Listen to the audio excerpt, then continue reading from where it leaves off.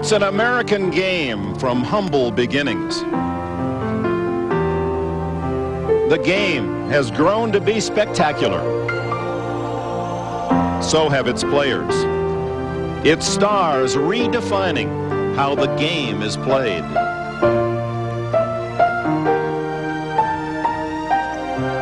Like his sport, he too comes from simple beginnings. A native son of a distant land, the first foreign-born player to earn the game's highest individual honor.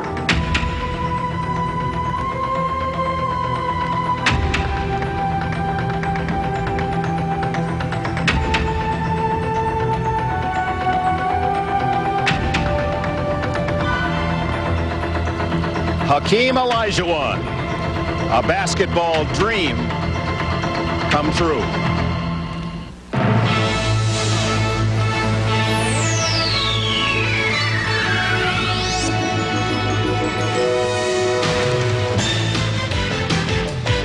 This is the NBA on NBC. The 1994 NBA playoffs.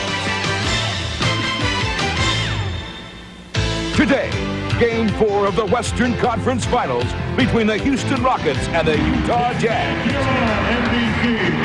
In Salt Lake City's high altitude, high attitude, the Delta Center, the scene, 19,000 plus ready to cheer some music. Jazz preferred in these environs.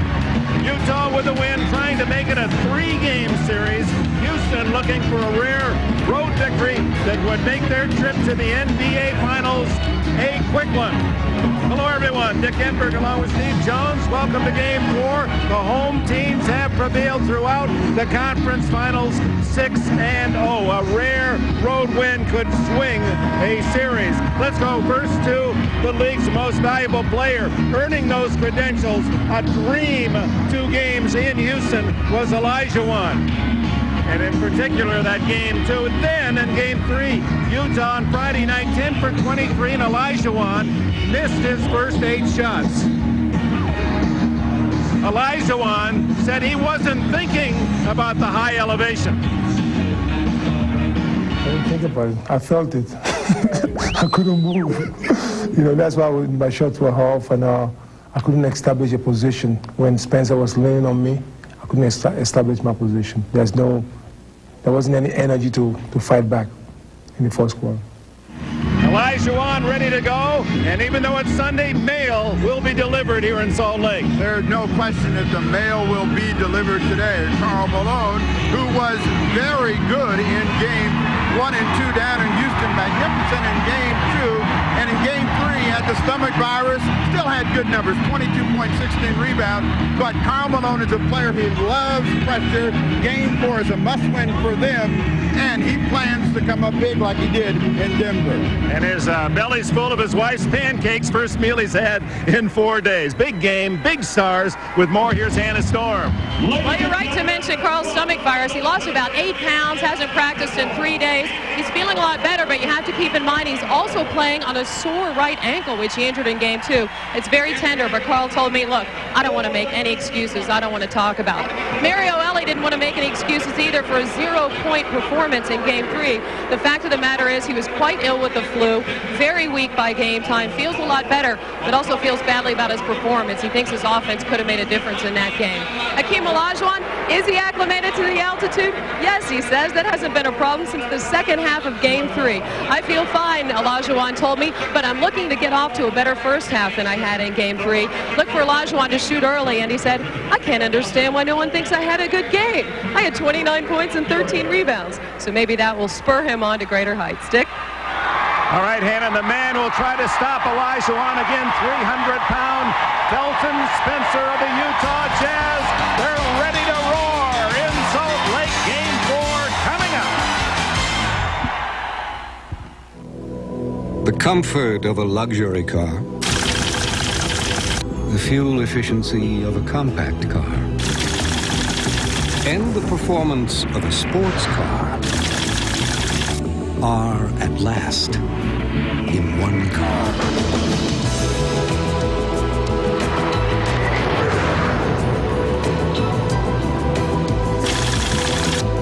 New Maxima from Nissan. Teens held in death of 4-year-old. 2 teenagers were charged with second-degree murder for the April drive-by shooting of a 4-year-old girl. The girl was in her living room getting ready for bed when a bullet pierced the front window and struck her in the head.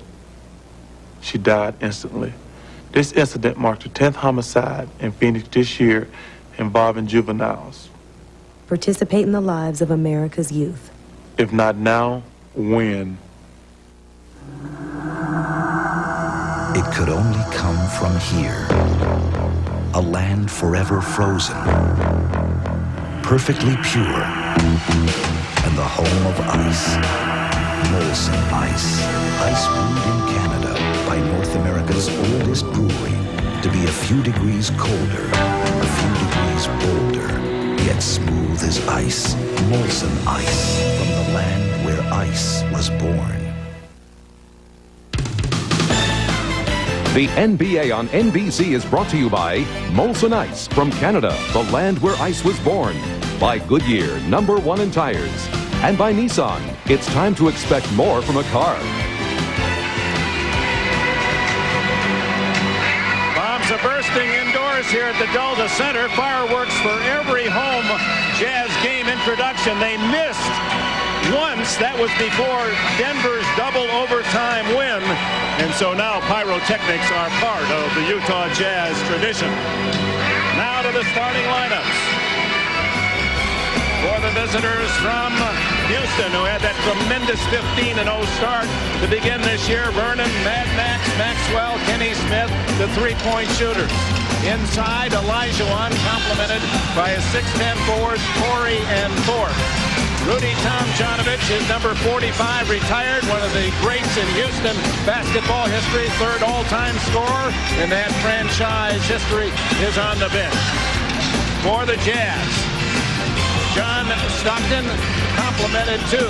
Jeff Hornacek from Philadelphia with his three-point shooting prowess.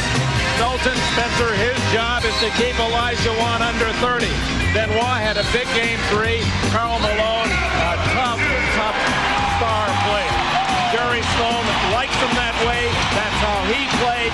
Defense the key in the Utah head knitters' mind, and that's what will decide game 4.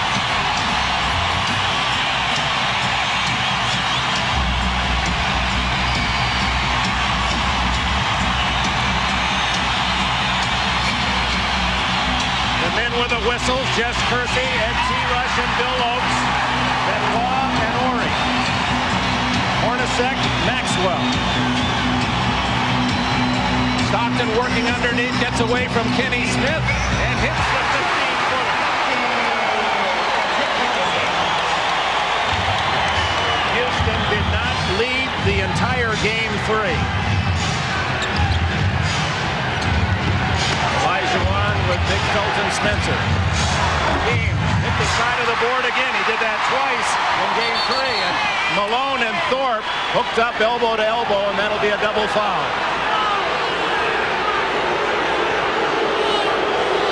After the ball goes up and they get locked up, and this is usually what happens, but out of this you don't get a double foul, and very quickly Bill Oakes comes in and says, we'll not have any of that. And Karl Malone picks up the technical, and it's hard for him to understand. This is just warming up to the task of the day. Kenny Smith hits the technical foul, 2-1 Utah, but it's a tough exchange for Karl Malone. He gets a personal foul and a technical foul.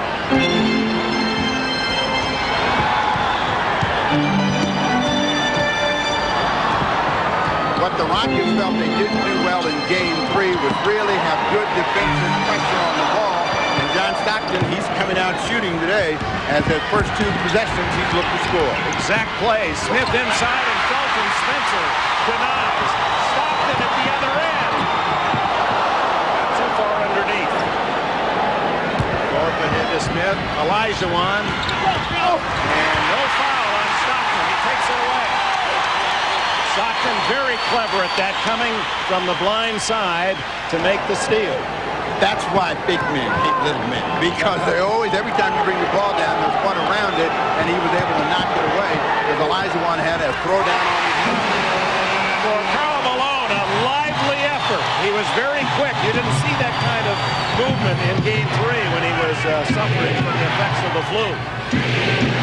Well, Malone struggled. There's a foul against Otis Thorpe as he just pushes Karl Malone out of the way. Well, Thorpe with 2 quick fouls. With John Stockton trying to make the play from the rear. Felton Spencer covered up the middle, and now Olajuwon looks like he has a dunk, and as he moves around, John Stockton flicks that ball away and started the transition for the Utah Jazz, but that's a critical foul for Otis Thorpe. He has to come out of the ball game. Earl Cureton in. Earl Cureton, the veteran who has an NBA championship ring as a teammate of Dr. J with the 76ers in '83.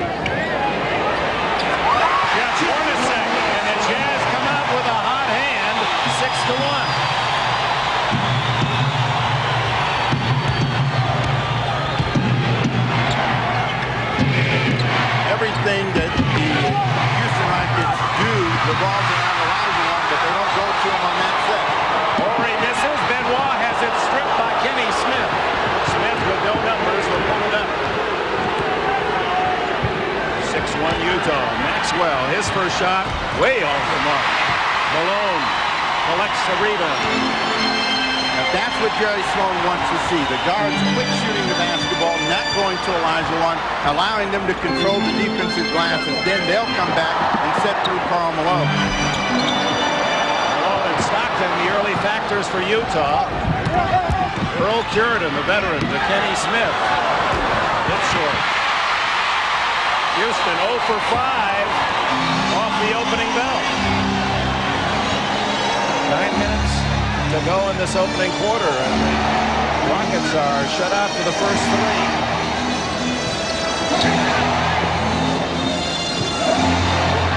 They got a mismatch inside, trying to get the ball to Felton Spencer. Olajuwon chases them out. Illegal defense warning. Illegal defense warning, Houston. Illegal defense warning, Houston. What Rudy Tomjanovich wants his players to do is have some patience and some poise. A slow start is not the end of the ball game. They're only down 5, and there's plenty of time for them to begin to get into the ball game. The Jazz want to keep their intensity up. Karl Malone makes a mistake. And then Maxwell has trouble controlling, picks it up. Waits for Olajuwon. The double team, Hornacek. The extra pass to Horry.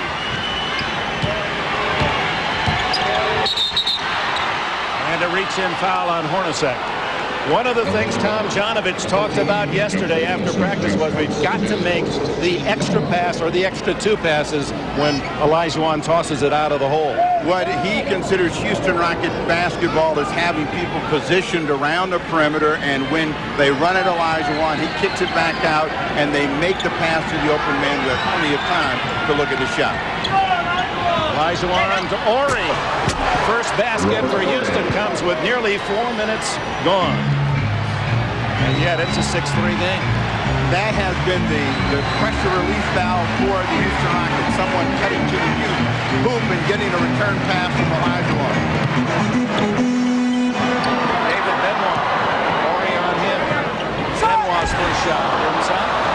Olajuwon to Maxwell.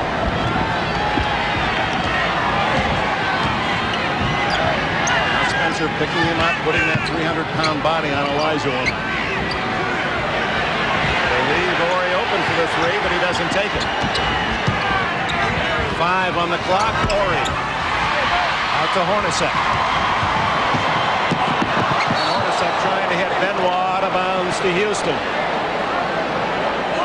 One part of Olajuwon's game that has expanded so much is his ability to read the defense now. And Robert Horry makes an excellent cut to the hoop for an easy 2 over the top. And they will have to use that play because David Benoit is the guy that's going to be the help man.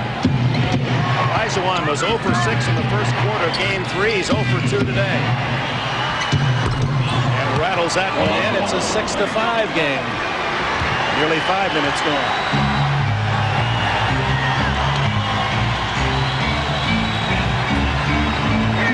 When they come to this side of the floor, they usually want to run pick and roll with Karl Malone. Malone left open from 20. The big man who says he's not 6'9", he's closer to 6'7 and a half, has shown that he's not just an interior player again in this playoff series.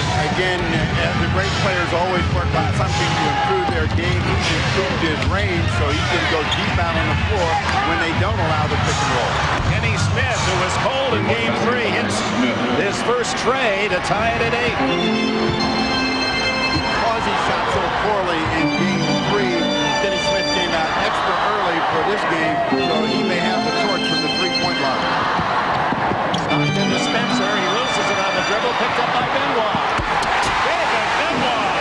What a hustle play for him.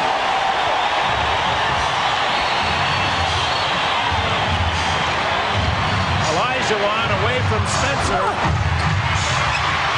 Batted out Stockton. 2-on-2.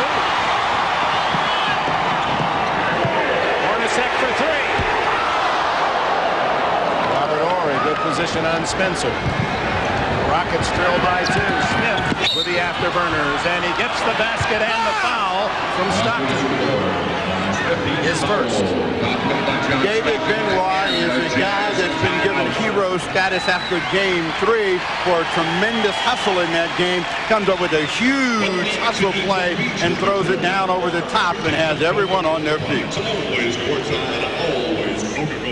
NBA Inside Stuff, Saturdays on NBC. Heard from an old student. Remember Brian McKenna? Smart kid. Good ball player. Great hands. Where's he going to college? He's not. Too bad. Studying aviation electronics. But you said In the Navy, then college. The Navy College Fund and the Montgomery GI Bill. Up to $30,000 for your college education. You and the Navy. like I said, smart kid. Full speed ahead. In 50 years, KFC has never changed the Colonel's chicken. Something that good isn't so easy to improve on, but we found a way. So we're changing it. Now our chicken breasts are a full third bigger than before. So come into KFC and we'll give you more of the taste you love.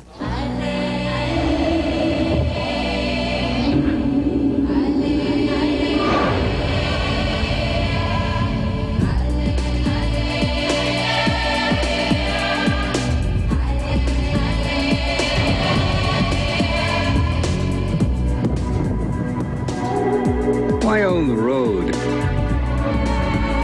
when you can own the whole planet? The Nissan Pathfinder. What do you get when you cross a high-quality conventional motor oil with an advanced formula synthetic? A revolutionary new oil that protects better than regular oils, yet costs 40% less than full synthetics. DuraBlend from Valvoline. People who know use Valvoline. From Touchstone Pictures, critics everywhere are saluting Renaissance Man. They're calling it very funny. He must have been toilet trained at gunpoint. A hipper, sassier Dead Poet Society. 2 times. Penny Marshall's direction is superb. Watch the jewels. And Danny DeVito delivers. In the one summer movie that's being hailed a real crowd pleaser. How Miss Mama, she's the queen. I did in the final scene. Renaissance Man, rated PG-13. Sneak preview tonight. Check newspapers for showtime. Was supposed to be able to set a screen right in here on Kenny Smith. This, and we'll circle this, has become a classic cat and mouse game, and John Stockton is the cat with the ball, and he'll find, well, a mouse who can deliver some cheese. Karl Malone. The inside, Mr. Inside is Malone, Mr. Outside is Stockton, but they reverse roles off that pick and roll, and Malone has become very deadly from that 15 to 18-foot range. So Stockton with an early breather. Jay Humphreys, who scored 15 in Game 3, has replaced him. At the line, Kenny Smith with a chance to give Houston its first lead in Utah in this series. Kenny Smith did something on that possession that he did a great deal in the Phoenix possession, which was push the ball up the floor and look for an early transition chance. He gets a three-point play. He's got 7 points here in the quarter.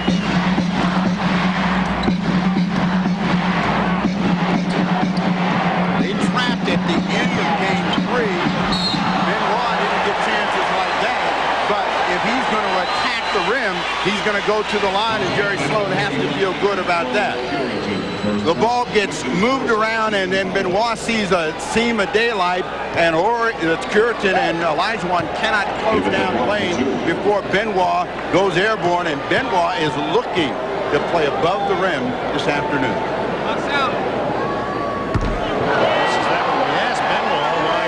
Drafted out of Alabama. As you look at his numbers, first two versus game three, he said because I was a 240-pound center at Alabama. Went on to Spain to play and lost a lot of weight, 25 pounds, just as he lost two opportunities to score there. It's Houston 11-10. 5 minutes to go in this first quarter. Horry for three. Curitan keeps it alive, and Olajuwon has it stripped by him. Karl Malone will bring that ball down low, and Malone with those quick hands will take it away from him. He doesn't usually have that kind of results against Olajuwon, but we've seen him terrorize the league. Those slapping moves that knock the ball free. They are going to gamble off of Benoit, make him beat them over the top. Spencer with the save. He threw the perfect pass to Robert Horry. Spencer throwing out to where he thought his teammate was, instead right to Horry for his fourth point and a 13-10 lead. If you're the Houston Rockets, this is the unit that you try to pressure and attack. Jay Humphries and Jeff Hornacek are not as clever with the ball as John Stein. Isolation for Jay Humphries. He's a terrific shooter. Forces one there, and Horry picks it off for Houston. Smith to Olajuwon. So Spencer trying to help out, got caught in traffic, and Olajuwon free for that 12-footer. He has 4 points. And a nice run if you're a Houston fan. Jerry Sloan is going to reel him back in, and they're going to go to Karl Malone.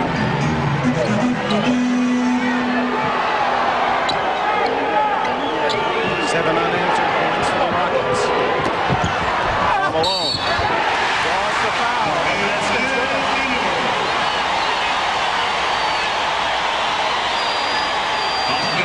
The best thing about having an Olajuwon or a Karl Malone is when things go bad, you always know where you can get out of trouble. And the Jazz had trouble scoring, went to some other people, and Karl Malone gets the call, and he knows he's around the basket, knows people are going to come, gets a bump from the rear, now a chance for a three-point play, and you go from 5 to 2 down in one possession. Earl Curitan, not Olajuwon, with the foul. Curitan second. So Horry and the man who hit that Otis Thorpe and the man who replaced him, Curitan, both with 2 early fouls. Olajuwon. Horry. Curitan touched it last. No, they're going to give that one to Houston. And now they reverse the call. It did appear that the Rockets, Curitan touched it last. Ed Rush saw the call and initially pointed the wrong way, made the correction. Utah Jazz now with the chance to tie in this possession. Coming back to this side of the floor, when Malone's on this side of the floor, they usually like to go pick and roll. They use him as a screener and they get a call. Kenny Smith drops his chin. He picks up his first foul. 3 minutes to go in the first. The comfort of a luxury car. The fuel efficiency of a compact car. And the performance of a sports car are at last in one car.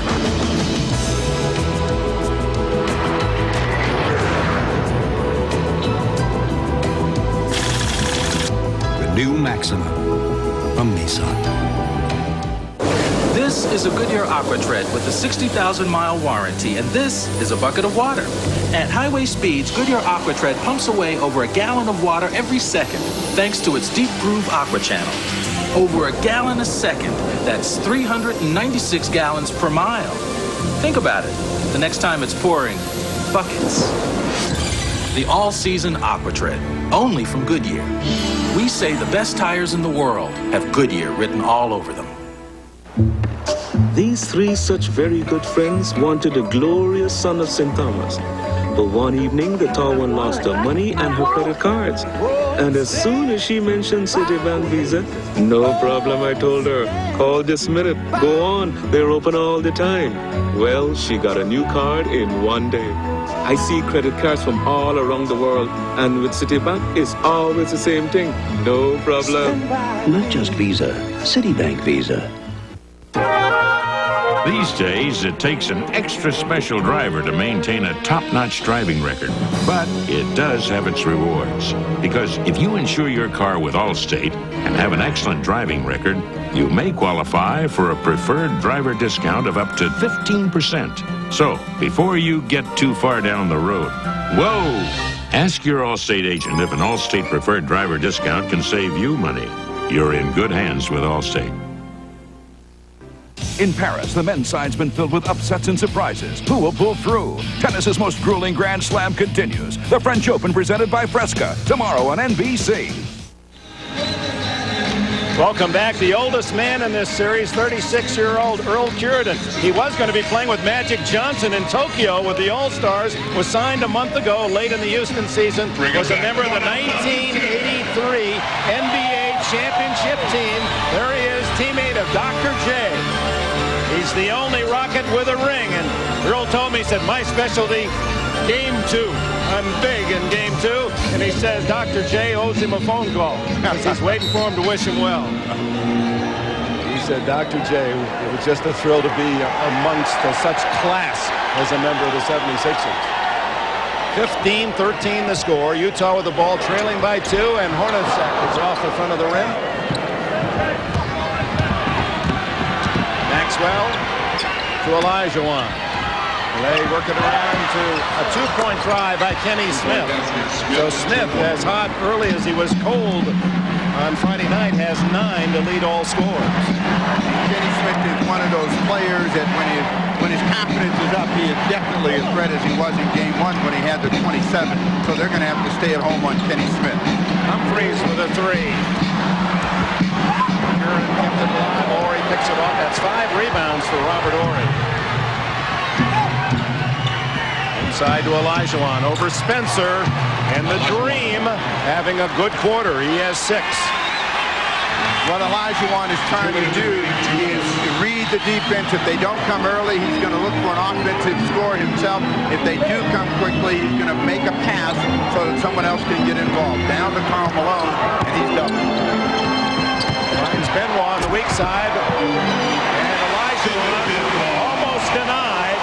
Benoit able to score his 4th point. Minute and a half left in the opening quarter.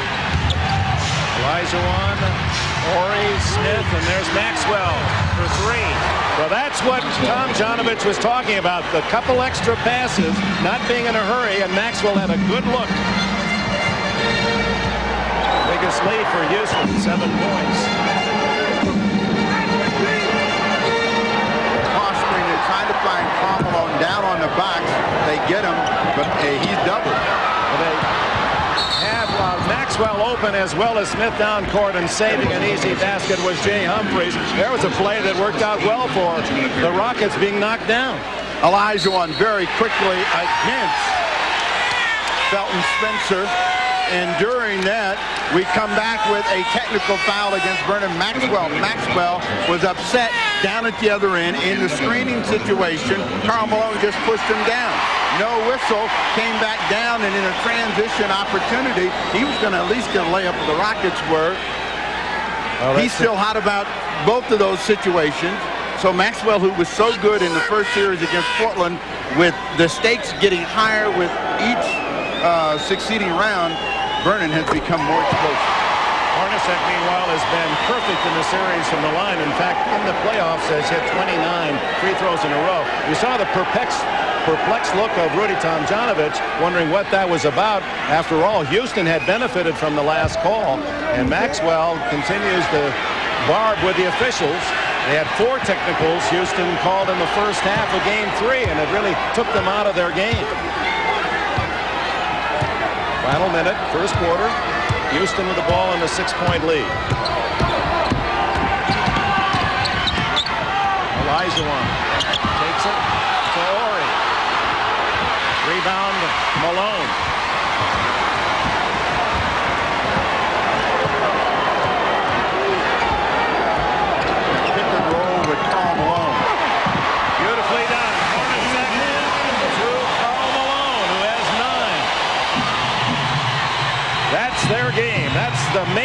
Andre here in Salt Lake City.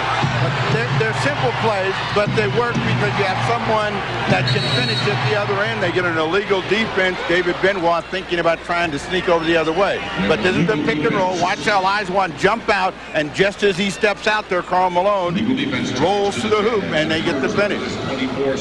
Take a look from up top, and that doesn't work unless the guy can make the shot.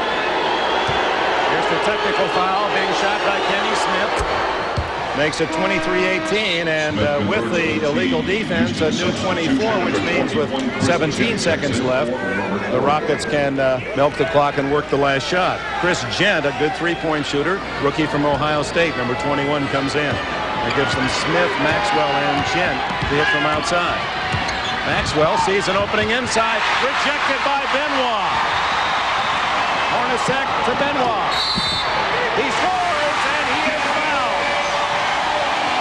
So Rudy Tomjanovich talking to Maxwell, hey, in your hurry to shoot, you gave them a chance to score at the other end. Well, Maxwell had a great drive going. It was a better save by Benoit to come out of nowhere to make the save, and now he's a sprinter on the fly. He takes the contact, gets the ball to go in. Benoit is one of those players who probably struggles because he can't walk it up. He's a sprinter. He needs to be on a team like Golden State. They go up and down, and we might see a great Benoit. A foul, and the shot would have counted. A foul against Karl Malone trying to stop the three-point attempt, and it's his second. A bad ending of the quarter for the Utah Jazz because it puts two on the back of Malone. Here you see the clock winding down. Shot was well on its way as Malone hit him from behind. Often those are overlooked. And so Smith will try to build on the Houston lead with two free throws here at the end of the first quarter. It's actually 3/10 of a second on the game clock. A couple of technicals, but Kenny Smith has had a great start after a terrible ball game in Game 3. He's come out with the torch and has been the guy to push the Rockets to the lead and has a couple of free throws to try to build on that. 4 out of 4 now from the line here in the quarter. And he looks for his 12th point of the game. He leads all scorers. So a dozen for Kenny Smith, and this is one of those no catch. This is you just touch and shoot in order for it to count. And as soon as Humphreys wrapped both mitts around it, it did not count. Kenny Smith, former North Carolina Tar Heel, the star for the Rockets. In the opening quarter, trying to work the kind of game that he shot in Game 1 of this series. After a period, it's Houston 5-4.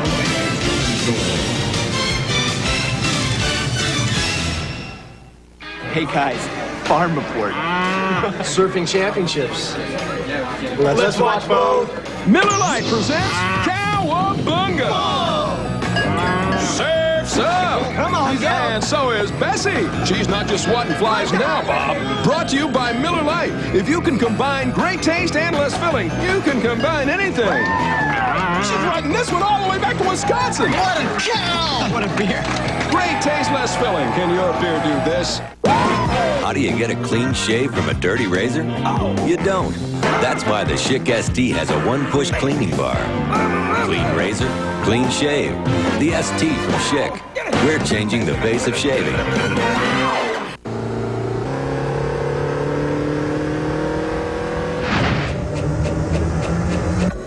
After years of being told you can't afford a luxury coupe until you're rich and gray,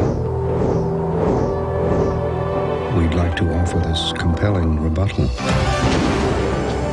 Introducing the all-new Nissan 240SX, the affordable luxury coupe. Napa, we're the most complete source for auto parts, and all Napa parts are backed by a nationwide warranty program. No wonder more Americans trust Napa to keep their vehicles running. Keep America running. I was speeding up Route 7 with 7 7-footers with severe appetites. So I suggested Taco Bell 7-layer burritos, just 99 cents. But several sought something more substantial. Serendipity, baby! Now those same 7 sensationally sumptuous layers are served with succulent chicken or seasoned beef. Sustenance City! They were so excited that the new chicken or beef 7-layer burritos indeed now had 8. That's just what they did! 8! Plus the water, baby!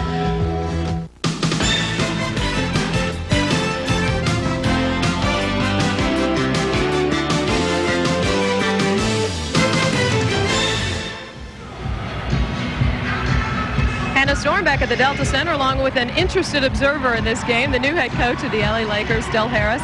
Del, congratulations. You also a former head coach of the Rockets, led them to the finals in 1981. What's your impressions of this game so far? Well, I think the tempo is favoring Houston a little bit, but it's very, very electric here. It's really thrilled to be here. What do you think of this Rockets team? Do they have a shot at getting back to the finals, and how do you favor them if they get there? Well, I think they do. Anybody that has a team has a good chance, of course. And but I like Utah as well, too. It's a very interesting series. The neutral observer here. You've got the draft coming up in about a month, the number 10 pick with the Lakers. Who are you looking to take? Well, we're looking at the best player at that point. Okay, Del, a new head coach and very politically wise as well. Tick? As scintillating as that shirt he's wearing. Utah with the ball trailing by 4 as we open this second quarter. Karl Malone. Sam Cassell making his first appearance. So Hakeem Olajuwon getting a breather. They're going to try to get Otis Thorpe into the ball game, not only physically, but mentally. He came out really intense, but got 2 fouls and never got a chance to play. Cassell wide open up the middle, but too hard off the window. Humphreys left alone at the other end. Jay Humphreys cuts the lead to 2. His first bucket.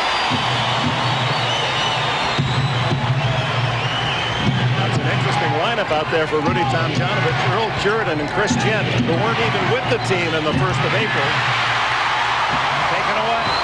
They made a couple of mistakes here early. Utah Jazz trying to make them pay. Sam Cassell picks up the foul, agrees with the official. What he was trying to do was break up any chance of a quick score. Mario Elie comes into the ball game and replaces Kenny Smith. Trying to make a steal from the rear, but at the same time, knowing that there are numbers against him, he agrees with the call. Big substitution now is not only Elie, but Hakeem Olajuwon. Just a brief rest. Johnson says, he's my big horse. I just can't let him go into the stable area for too long. Altitude so far, it has not been a factor. John Stockton has as he ties it at 25. 4 points for the All-Star guard. This is a matchup, Olajuwon against Chambers, that they like to go to right away. But as I said before, they're trying to get Otis Thorpe into the game. They wanted to run the pick and roll. Cassell picks up the foul. Tyrone Corbin just in gets his first foul. John Stockton realizes he has to be aggressive at the offensive end and look to shoot the basketball. And once he got by Sam Cassell, he knew exactly how far to go before he would run into Olajuwon, locks that one in for 2. Key period here early in the second quarter as Karl Malone sits down. He is given a rest by Jerry Sloan. So Olajuwon on the court, Malone given a breather. Cassell with his first point. Houston by 2.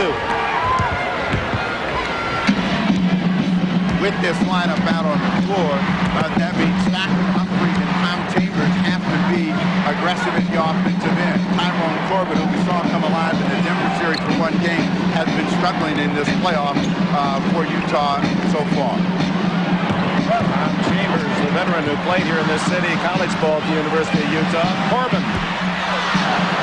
Mario Elie with a rebound. Nice move by Cassell. Tough pass inside to Thorpe over Spencer, blocked by Spencer.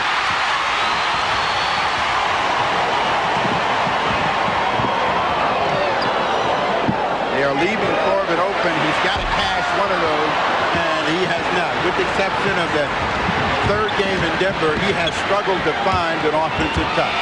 Olajuwon on that fall-away shot of his. Chambers touched it last. With it a timeout, 9:17 remaining in the opening half, game 4. The Pacers try to even their series with the Knicks tomorrow at 3 Eastern on NBC.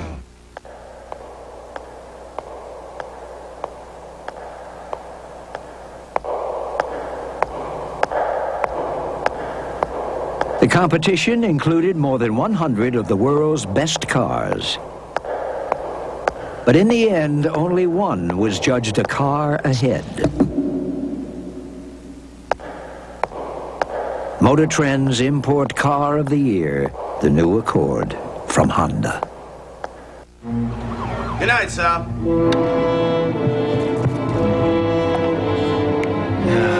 Thin crust. Trade it. You call Domino's? The crunchy, thin crust, how I love it so. The crispy crust, the toppings are great. You're breaking my heart. It's all the rage. Try their slice. From Domino's? The only place it's made. And look, call for a large 2-topping crunchy thin crust pizza now. Get a medium 1-topping pizza free. Something for nothing when you call Domino's.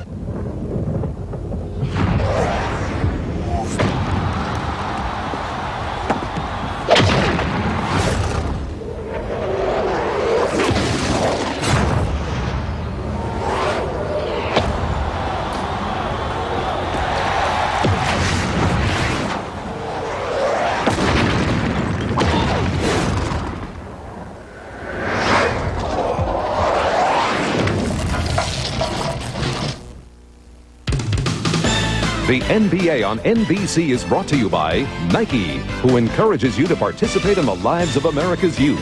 By the U.S. Navy, you and the Navy, full speed ahead. And by American Honda, who has been making quality automobiles in America for the past 11 years. What a beautiful day in Salt Lake City. John Stockton, sometime middle of next season, he'll break Magic Johnson's all-time assist record. He's number 2 all-time in steals in the NBA. And some say, including in the article Sports Illustrated current edition, that John Stock is a dirty player on defense. Scott Hastings, much-traveled NBA journeyman, with that quote. Well, we asked Karl Malone what he thought about the article. I think it's BS then. Okay, you could do it like that. I don't even think it's any comparison. I will say this, though. He's not going to back down from anybody. But if you start something, he'll finish it. And I don't think that's dirty at all. And that article I saw in Sports Illustrated was undue, you know, with you know, some of the company that was in there. To me. And then look at the guy who said it. Scott Hastings, now a broadcaster in Denver. Scott, who doesn't have the cleanest reputation when he played, and that's the reason for that. But Elijah who said he would adjust to this altitude, has done just that, and he gets Houston up by 4. 8 points for Elijah. Final footnote on Stockton said, I'm complimented to be compared to Ames. Ames has 2 NBA championship rings, and he plays hard, and he's a great scorer. He's proven that. Ellie knocks it. Cassell had it for a moment. Stockton picks it up. Rattles out. Chris Jenner. Hands off to Cassell. 29-25. Houston, 8:43 left in this opening half. Houston's going to try to break up this part of the game open right now without Karl Malone out on the floor. Ellie. He loves to drive. His first points. He's the X factor for the Rockets. And Karl Malone, no telling what impact losing the 8 pounds, not being able to eat, being very ill with the flu, how much gas is in his tank. They're playing Jay Humphrey's blood tight because he played so well in Game 3. Trying to get Milton Spencer involved in the ball game. They pick up a personal foul. Non-shooting. Reach in on Spencer looks so ominous in his game face, but is such a pleasant guy with a big smile. He was amused by the fact that everyone complimented him that he held Hakeem to only 29 in Game 3. That was on Jim's, his second. They ran the same pick and roll, but see, they had nobody to finish the play, so they end up with an outside shot. They have got to get Karl Malone back in the game. He's getting the warm-up jacket off. They urge you, snapper. Thorpe has it stripped away. Looked to be Tom Chambers with the foul, his first. Tom Chambers, his first. Here comes the mailman. You want to give other players a chance to get involved in the ball game, but in a game that's this important, you got to keep it close. And so Jerry Sloan is going to make a substitution up on the front line. Tom Chambers will probably come out of the ball game. Otis Thorpe, who averaged 14 during the regular season, looking for his first point today. That's a first free throw missed by the Rockets. They've made 7 in a row as Malone back on the floor. Chambers sits down. Thorpe, a 2 out of 3 free throw shooter on the regular year. Misses them both. Malone, his presence quickly felt. 6-point lead, Houston. 7:40 to go in the half.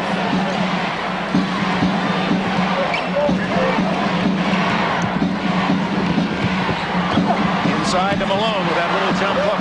Olajuwon, how did he get that rebound over Spencer? Long pass to Ellie. The rookie from Florida State, Cassell draws the foul. And they're pointing at John Stockton, his second round. Stockton got beat off the dribble and then tried to react with a wraparound, picked up the personal foul, but that's the reason that Rudy Tomjanovich likes Sam Cassell so much. He can get by people off the dribble. He has a great deal of confidence in him. He's a very aggressive player. As we take a look at the shooting percentages, neither one of them doing well, but what a play! Getting the worst of it. And that was a tough shot by Cassell, who had been knocked down, maintained the dribble, just sliced his way down the lane for 2. This is the biggest lead of the game by either team. 8-point advantage and a whistle underneath. Off the dribble is really what Cassell can do, but not off the floor, but he picks himself up. Nobody stops him, goes all the way to the rim. The foul's been called on Hakeem Olajuwon. His first. You heard the roar in the background as we take a timeout with 6:52 to go. Cassell's basket gives the Rockets an 8-point lead. Hold on to your hats. How you doing? And stop the music. The Cowboy Way. Critics are calling it an irresistible crowd pleaser. I do believe she loves me. A wildly funny, edge-of-your-seat romp. Hey! Don't worry, they're good with horses. Woody Harrelson and Kiefer Sutherland are perfect. Maybe we ought to show them how old Pancho Villa used to make guys talk. Damn, that looks like it hurts. The Cowboy Way. Rated PG-13. Starts Friday at theaters everywhere. Are your friends car guys? Car guys talk horsepower. They talk acceleration. They talk big fat tires. Now why not invite your pals over and give them something to really talk about? Introducing the 4-wheel drive Passport from Honda. The car on the right was filled with Castrol Syntec, a synthetic oil, the other with conventional oil. They were then drained and started without oil to prove a point. You see, Syntec has a unique molecular structure that bonds to engine parts. Lab tests show it leaves a layer of protection far stronger than conventional oil. And if Syntec protects this well now, imagine if you leave it in. Castrol Syntec protects in ways other oils can't. Now get a free officially licensed NBA team shirt when you buy a 6-pack of Castrol Syntec. Like sands through the hourglass, so are the days of our lives. Austin, what are you doing here? After last night, I had to see you. I have never seen so much action in one night. It was incredible. I must admit, I've never seen you so passionate before. So completely out of control. I'm sorry it had to end. It doesn't? You ready for a rematch? Right here, right now? All right, what's going on? It's another NBA game. Come on. Oh, so why don't you say so? I love this game. John Elway, Dan Quayle, and over 60 golfing celebrities tee off when Michael Jordan hosts his RMCC Celebrity Golf Classic, June 11th and 12th on NBC.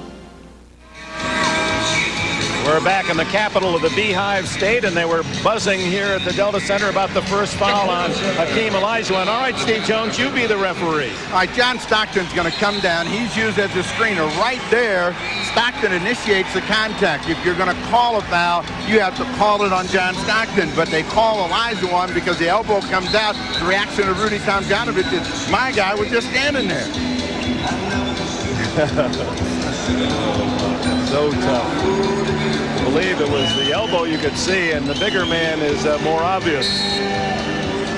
But Stockton, Stockton is asked to do that. That is part of the way the Utah Jazz play, and so he's the guy that's going to be in a position to take a lot of hits. Big men are going to try to make him remember, don't come in here. Olajuwon on him.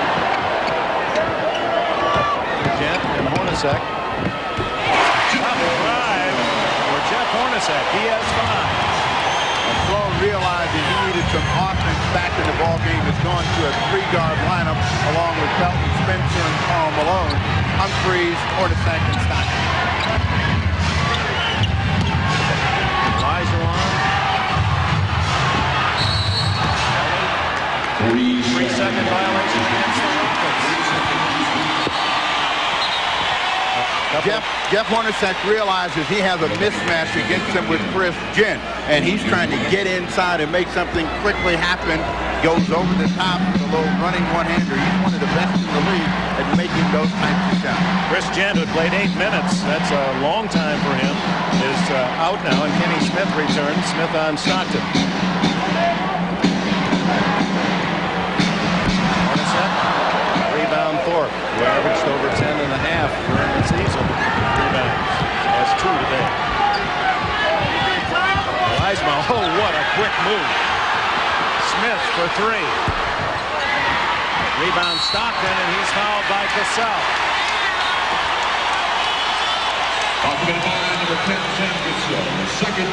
Olajuwon quickly spinning to the baseline, realized he had no place to really shoot the ball, brought it back out. Spencer did a good job of making sure Olajuwon could not come up the other side. So credit Felton Spencer with learning. It's been a hard process for him because he's had some numbers thrown at him. A lot of friends calling saying, big fella, you're not playing him right. He says, I'll accept all advice. Anyone want to help me out? Stockton. He gets the foul and the basket. Kenny Smith the foul.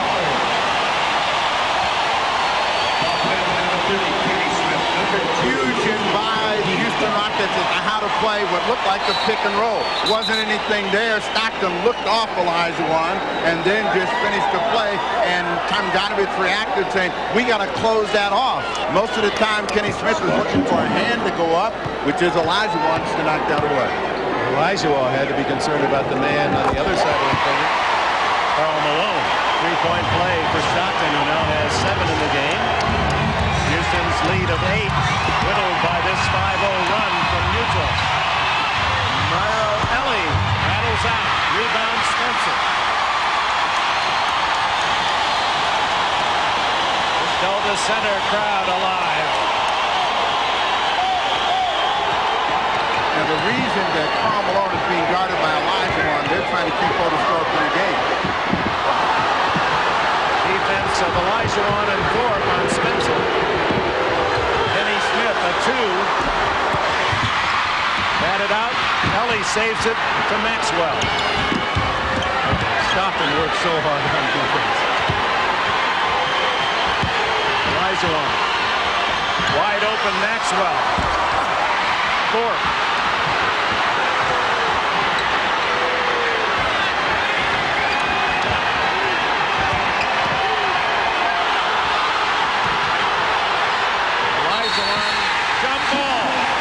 Jump ball is the call.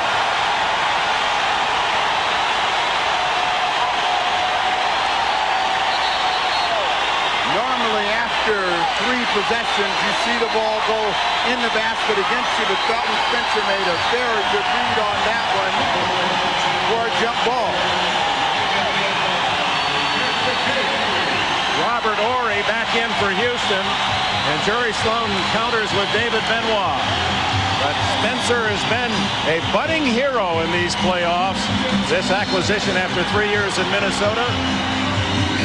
Remember, this is no playoff experience, Felton Spencer, till all of a sudden I am the main man being thrown against the MVP.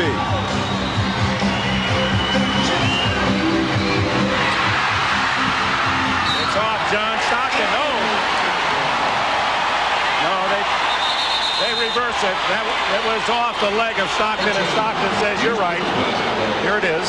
Robert Horry pleading his case, saying no, no, and Ed Rush again reversing his call. So Ed Rush, who has made the initial call, has been persuaded twice now. And both were the proper calls to make the adjustment.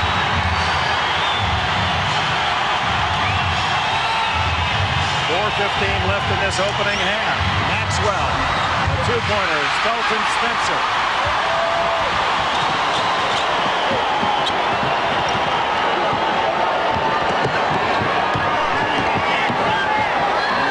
Wants the ball against Thorpe, and Thorpe has to watch for the third foul.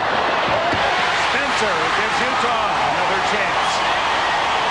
And that's one area that Felton Spencer has really helped the Utah Jazz. Offensive rebounding, particularly when they have a shot blocker, he goes to the glass to keep the ball alive for the Jazz. Malone setting up at the side of the lane. Stockton gets it to him. Now they run it Malone. That leaves Benoit open. Rebound Malone. Spencer. Olajuwon. Stockton knocks it out of bounds. Well, the fans very unhappy with all that action. There was no whistle.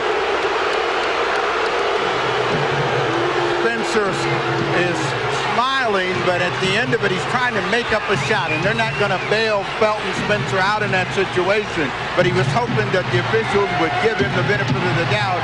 The Houston Rockets get possession. It's been a dry spell for the Rockets, outscored 5-0. They have not scored in over 3 minutes. Olajuwon trying to read and wait, and he does this time, and he gets Otis Thorpe a shot. The guy that they're gambling off of is Robert Horry, and Horry makes a nice drop to Otis Thorpe for his first two. 35-30, the Rockets lead.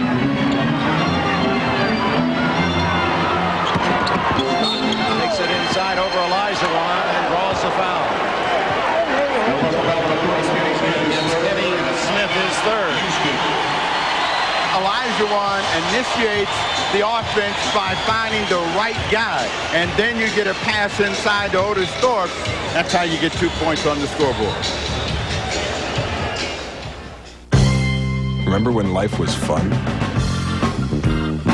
All you had to do was pick a car and take a spin. Now the 4-door Acura Integra can take you back.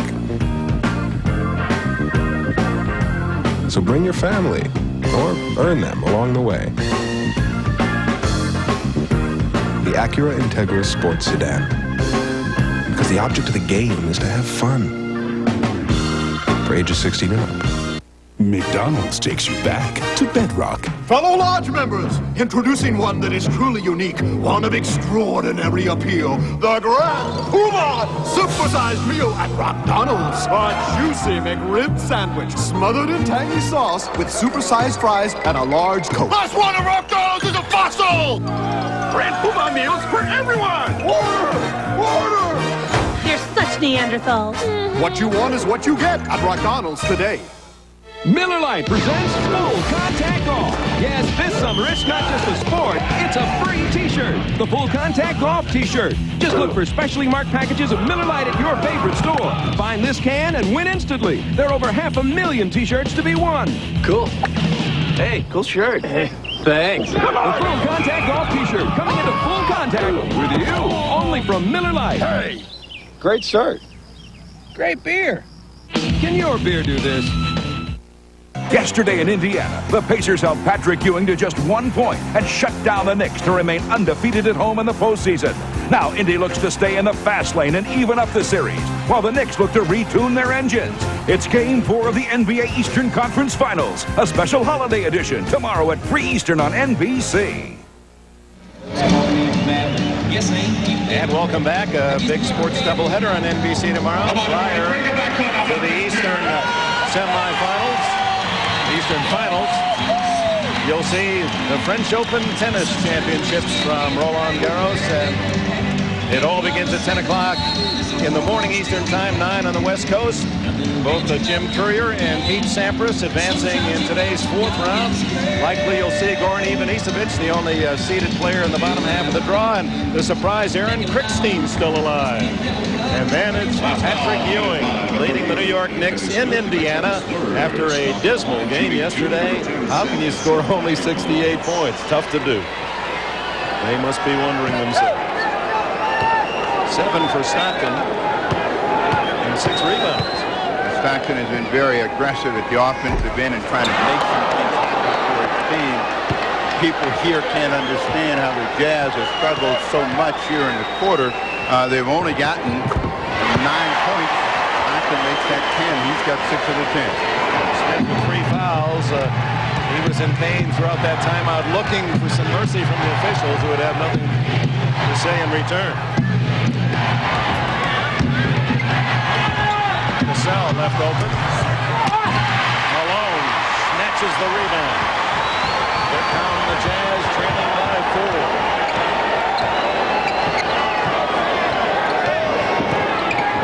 They're looking for Malone down on the box, and if they don't get him, they were going to go to Hornacek and end up with an offensive foul against Belton Spencer. His first. Let's go to Hannah. Well, Dick, this is what they talked about in that last timeout. The Utah coaches feel that they're playing with great emotion, but they don't have enough patience. They think that the Jazz are trying to take some fast breaks when they're not there. When they're not there, they want their guys to bring the ball back out and execute. Dick? All right, thank you, Hannah. Of course, Jerry Sloan, he'll take the quick basket if it's there, but basically he wants the half-court game. Elijah Wan. That's his patented shot, his spot, but it's not falling here in the quarter.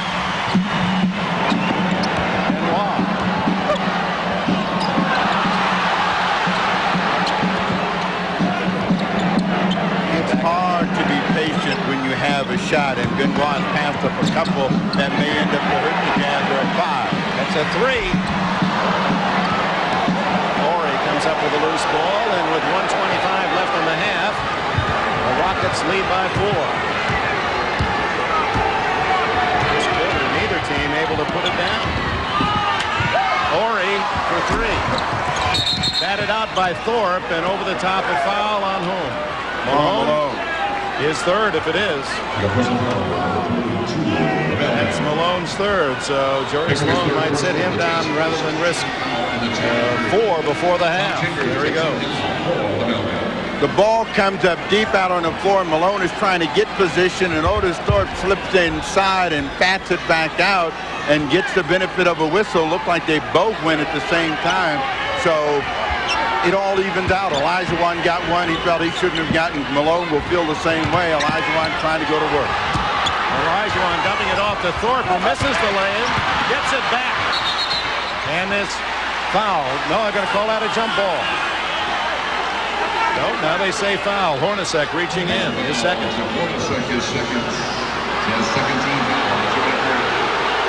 They smothered the rim on the first shot, and Hornacek reached in to tie him up. When he finally got to him, he had both hands on the ball. Thorpe makes his first free throw, 1 for 3 now, and 3 points in this opening half. 10 points in the quarter for the Utah Jazz. Thorpe, this is the second, and in the final minute, the Jazz trail by 5. 11 for the Houston Rockets, so both teams playing poorly. Spencer knocked away. Spencer rejected by Elijah Wan. He's such a complete player, both ends of the court. Charles Barkley said the best in the universe. Horry. Rebound Spencer. 5-second difference in the game in shot clocks. Spencer looking at the official saying, look, he got me up above my shoulders. I don't get 2 hands knocked away. Elijah Wan has the ability to quickly get on top of the ball. Belton Spencer not an explosive leaper. One way outside to try to deter Stockton, and then the pass goes through Benoit's fingers. 7.3 seconds left for Houston. Sloan unhappy with that. This is a team that does not turn it over very often. They were the toughest in the league to steal the ball from, and they were second best in the league in least turnovers. Cleveland and Mark Price and company were the best. Fortunately for Sloan and his team, they haven't been hurt by those turnovers, even though they're down by 5. Both teams have struggled in the quarter. Cassell, a tough shot, and he is able to hold it with 0.4 of a second left. And at the intermission, the Houston Rockets, with a 2-1 in-games lead, have a 7-point advantage, 38-31. The battle of Olajuwon and the mailman continues.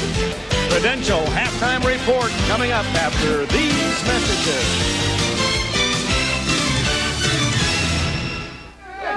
And so we witnessed a historic moment in sports, an unbelievable victory. Never seen a locker room quite as chaotic as this one. As you can see, it's complete pandemonium. Bobby, how's it feel? There's no doubt. This is the proudest day of my life. Well, congratulations once again. And here's that call, Bobby, from America's #1 fan. Hello, Mr. President? What? Oh, it's not him. It's one of those MCI guys. Switch from AT&T? No. Look, I don't want to talk about that. We just won the championship by 19 points. What do you mean you can top that? Hey, JJ, did you give this guy my name? If somebody offers you a deal, here's how to make sure it's a real deal. Why don't you just put the whole deal in writing? And I'll study it in the off-season. Bye-bye, MCI! Coming through your true voice. Heard from an old student. Remember Brian McKenna? Smart kid. Good ball player. Great hands. Where's he going to college? He's 9. Too bad. Studying aviation electronics. But you said... In the Navy, then college. The Navy College Fund and the Montgomery GI Bill. Up to $30,000 for your college education. You and the Navy. Like I said, smart kid. Full speed ahead.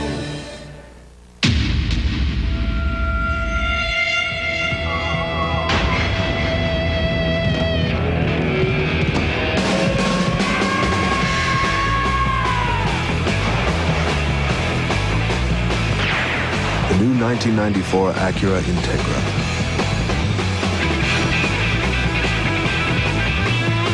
Not since Hot Wheels has a car been this fun.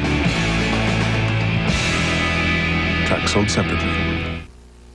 In this non-stop world, you're looking for no-nonsense news and in-depth reporting that gives you the answers you need. Living in Nagoya, Japan. That's why more and more people are turning to NBC News, and that's why you should too.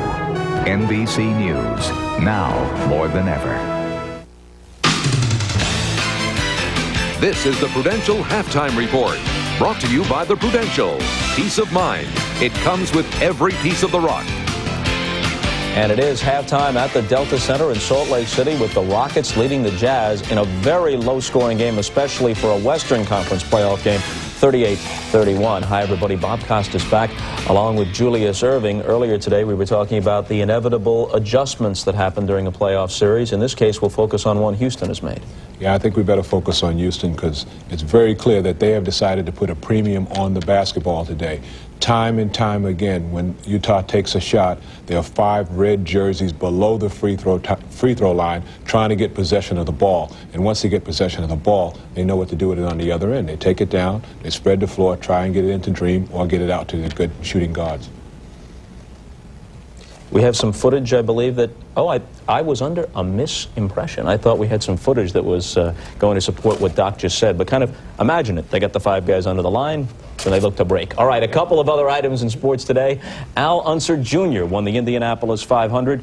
No tape of that. After Emerson Fittipaldi crashed with 15 laps to go. Fittipaldi had been in control of the race most of the day, leading by 40 seconds with 20 laps to go. He was uninjured in the crash. The win was the second at Indy for Unser Jr. And in baseball, Deion Sanders was traded from the Braves to the Reds today in exchange for Roberto Kelly and a minor league pitcher. A reminder about our playoff coverage: we continue tomorrow, Memorial Day, with Game 4 in the East between the Knicks and the Pacers. Showtime at 3 Eastern, tip-off at 3:30. And when we come back after a commercial, we'll talk about the Houston Rockets guards. We have tape of that after a message from Prudential and a word from the NBA.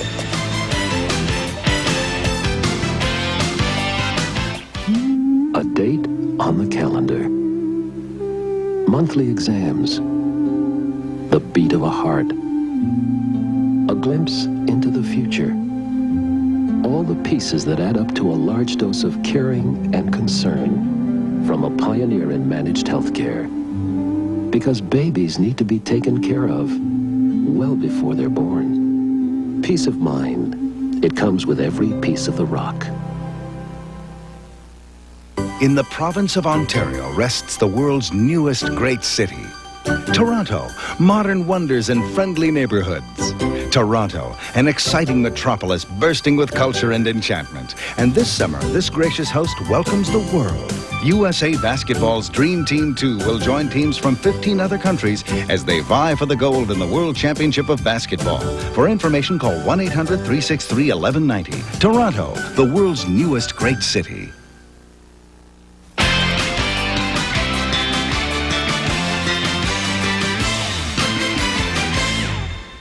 Well, you've no doubt heard a lot of discussion during the playoffs about the inside-outside game of the Houston Rockets, with Akeem posting down low.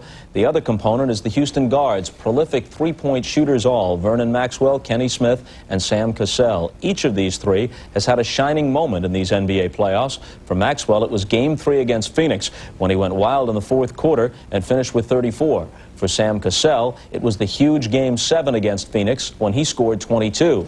And for Kenny Smith, it was Game 1 of this series when he hit 6 of 9 threes and finished with 27. Hannah Storm has a look at this interesting trio. Kenny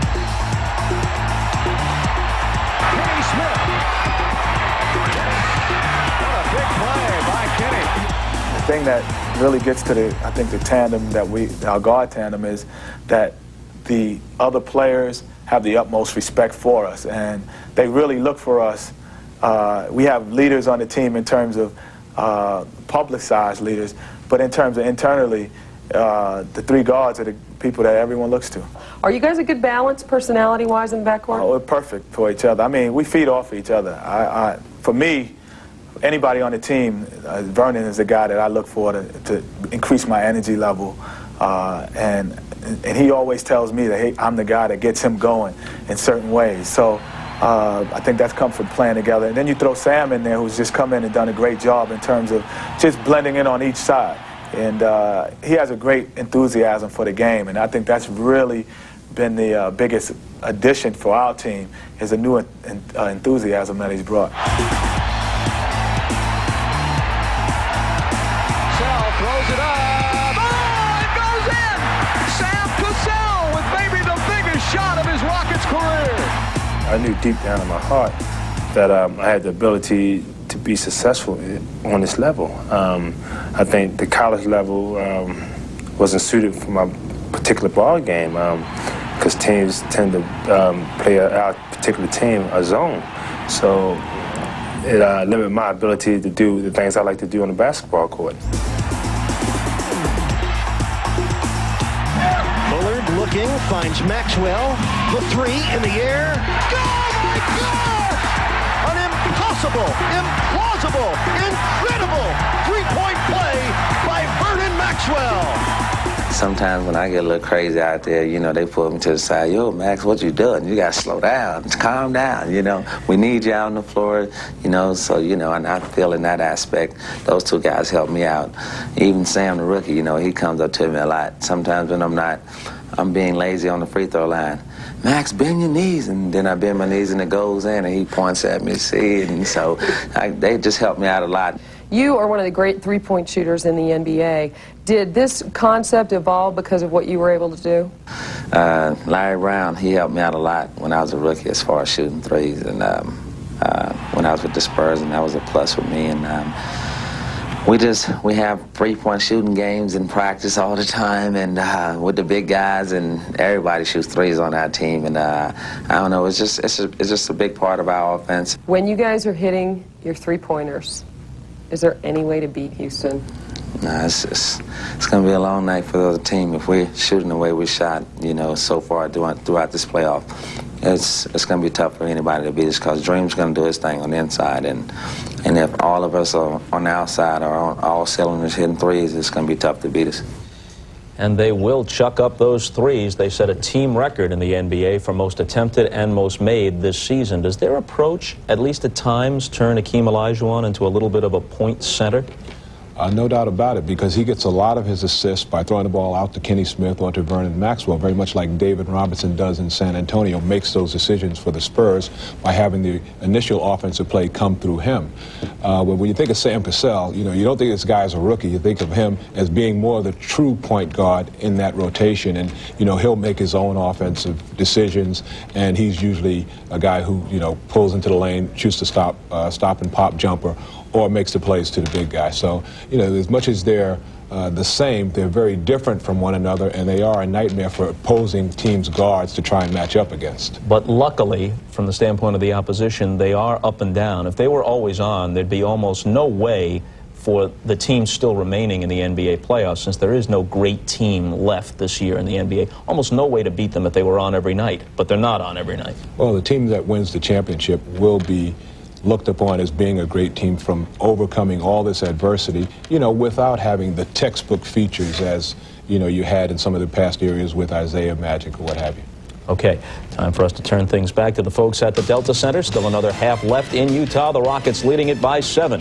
And we send it back to Dick Enberg, Snapper Jones, and the rest of the crew after these messages from your local station. This has been the Prudential Halftime Report, brought to you by the Prudential. Peace of mind. It comes with every piece of the rock. Excuse me, Sonny.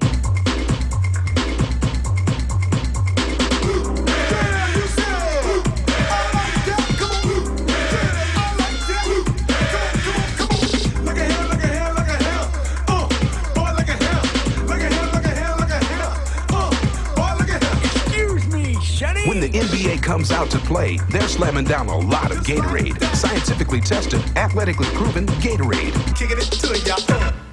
This week on The Tonight Show, Penny Marshall, Danny DeVito, Dennis Hopper, Riddick Bowe, Crosby, Stills and Nash, Zelda Harris, and Rodney Crowell.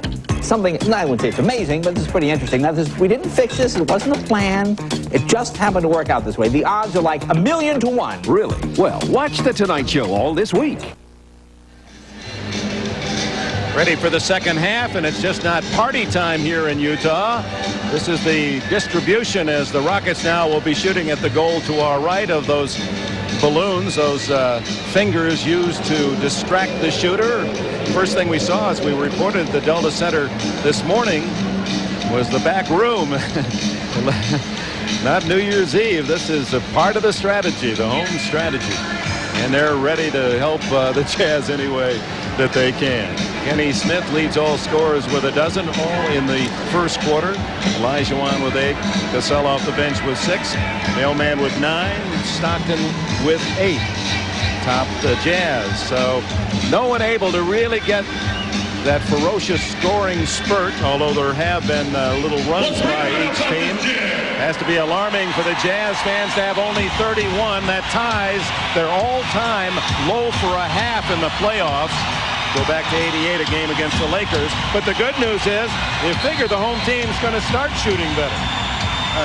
The Jazz played their best game in Game 3 when they were on the lead, and all the other games they had to play from the rear. So this will be a true test for them here in the second half to play. As Houston starts with the first possession, picks up a foul against Hornacek, his third. That's really Tom Jonovich to Dana Storm this first 4 or 5 minutes, just as it is in football, any game with two halves.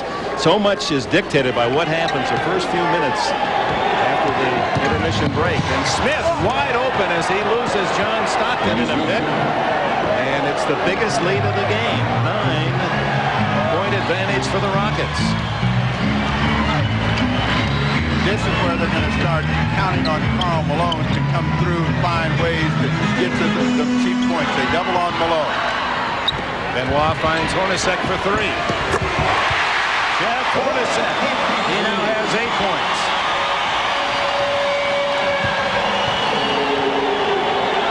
Stockton had great success in Game 3 of pressuring the ball, forcing the Rockets to use more time and making them set up further out on the floor.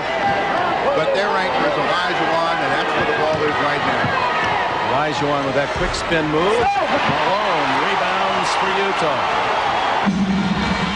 But again, Olajuwon, although he misses shots, showing the incredible footwork for a man 31 years old, 7 feet, 255 pounds. Ever see anyone quicker, big man? Never seen a big man with the kind of moves and footwork. And right now, Rudy's saying, I don't want to see too many more shots from Jeff Hornacek like that, uncovered. Back-to-back shots, he suddenly goes from 5 to 10 points. 5 points from the holster of Hornacek. And a 9-point lead down to 4. Horry with 6 on the clock. Sees some daylight.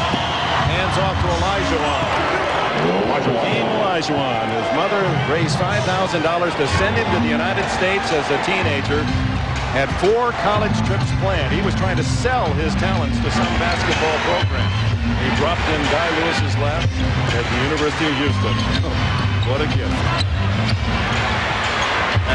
If Felton Spencer's going to get a score, he's going to get it against Otis Thorpe. And they get Thorpe with the foul. Let's see if it's Thorpe or Robert Horry. Foul is on Horry is first. The Utah Jazz do a good job of finding the open man right out of the break. They get Hornacek planted in the corner, then he steps just inside the three-point line, back-to-back hoops, and the crowd says, yes, there is a chance for us. And that was the whole pitch by Karl Malone at the All-Star break. If we're going to have a chance at the title, get me some help. Spencer, as he makes the catch, was leaning in on the Rocket defender, and it's Otis Thorpe with 3. And he said, wait a minute, I was here first. He fell on me. Trying to go inside to Felton Spencer and get him some sort of inside production, and Thorpe said, look, I didn't even know he was there. Well, yes, I did. Coming back to Felton Spencer. Again, Thorpe has 4 fouls. Spencer has a chance at least to get his shot away. No, he doesn't. Robert Horry up high to reject. Good help from the defensive side by Robert Horry. Horry against Benoit. Good spinning move. And a nice touch off the glass. Back to an 8-point lead the Rockets. Horry with 6. Tomjanovich constantly has to remind Horry to be aggressive at both ends of the floor, and in both of those possessions, you saw what aggression could do for Horry and the Rockets. What a great trade for Houston that wasn't consummated. And that'll be a travel on Hornacek. Stop and go, and didn't get the ball on the floor. So back to Horry's defense. Well, they tried to get Felton Spencer a chance to score inside, and the weak side help comes from Horry, slaps that thing away, and then gets a good drive at the other end. Maxwell, he touched his heel on the sideline, out of bounds. And that was the jumper he had for all of his friends in Gainesville. That happened to be one of his favorite spots right down there in the corner, and Rudy Tomjanovich doesn't want to see the turnover rate against his team climb. Stockton around Smith. Doesn't get it, but Malone does. Karl Malone with a second chance basket. He has 11. Huge rebound by Malone that time. 8.5 left in the third. Will it be Houston up 3-1 going Tuesday night to the Summit? Rejection, Felton Spencer. Or will the Utah Jazz hold the home court advantage and tie this series at 2? Well, Spencer, tired of having his stuff sent the other way, decides that he's going to get into it, comes over and really slaps that one out of bounds. But a frustrated Spencer because he hasn't been able to get it going close to the hoop. Horry will take the 2. He doesn't really take the jump shot there. It's almost that old one-handed push shot for Robert Horry. Now with 8.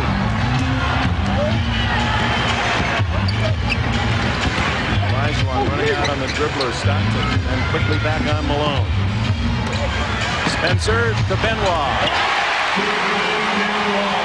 46-40. Benoit with 9.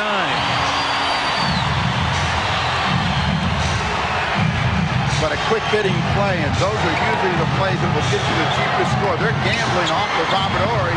Right now, he's making them pay. In the first half, he was 2 of 9. He's come back here in the third quarter. He's 3 of 3. And 10 points in the game for Horry. Both teams certainly picking up their shooting percentages here in the third quarter after having so much difficulty in the opening half and an illegal defense called against Robert Horry. The reason that Horry's able to get the shot, Benoit sitting in the lap of Olajuwon. So, yes, I'll take that shot, and Rudy Tomjanovich is saying yes. Yes, Robert. Now, that's why I brought you back. We asked Tomjanovich about it's a testy situation here. You trade a man, and then you've got to welcome him back with open arms, and he said, the reason it worked was I really made it clear beforehand I liked him, but we just thought we could improve the team.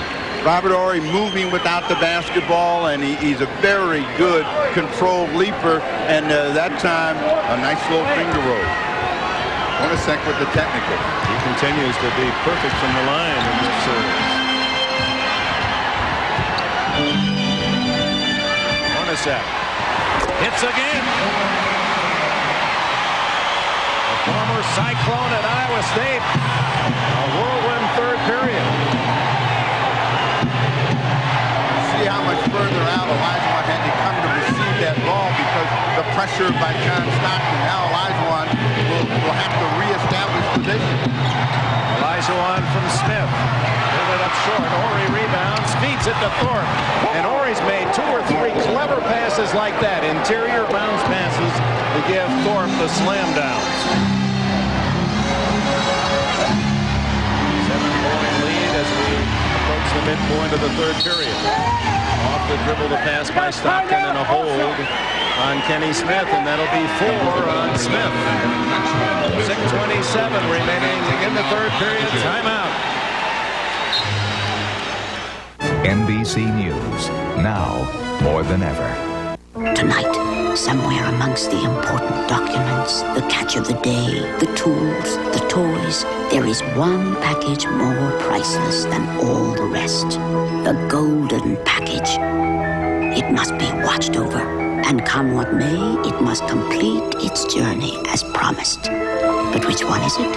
Ah, no one knows which one is the golden package, so every package will be treated as if it were. Raindrops on roses and whiskers on kittens. The 1995 Mitsubishi Galant, filled with thoughtful details. These are a few of my favorite things. Lease a new Galant S for just $1,250 down and $199 a month for 36 months. These are a few of my favorite things. The affordable Galant S lease, perhaps the most favorite thing of all. Guess who just got back today? Them wild-eyed boys. This is the place. Told them you were living downtown, driving all the old men crazy. There they are. Cold filtered Miller Genuine Draft. The cold one.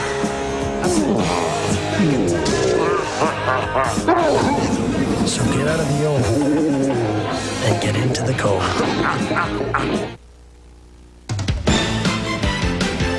The NBA on NBC is brought to you by cold-filtered Miller Genuine Draft. Get out of the old, get into the cold. By Federal Express. For documents, packages, and freight worldwide, our most important package is yours.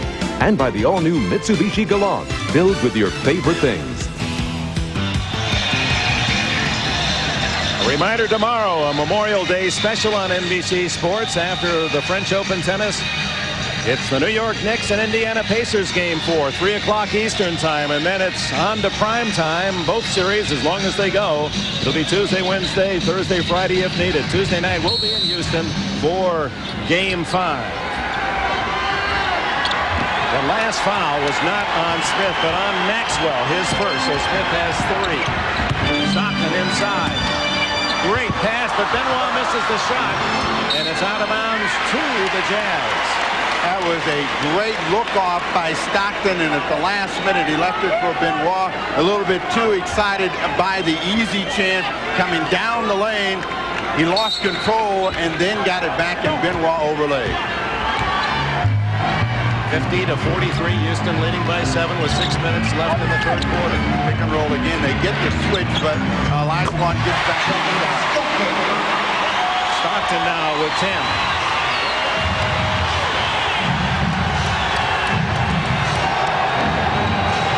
Stockton knocks it away. Covered by Maxwell. Maxwell goes underneath and is knocked out of bounds by Hornacek.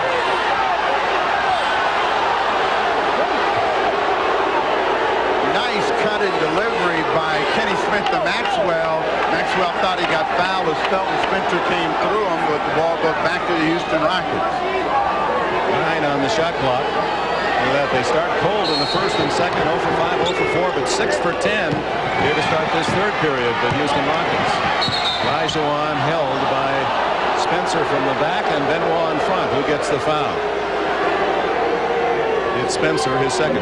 Felton Spencer, for most of this game, has been able to stay out of foul trouble, but it reaches right across the ball right there.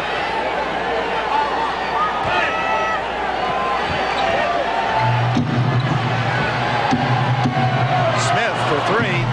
That would have been a big 3. Spencer to Stockton.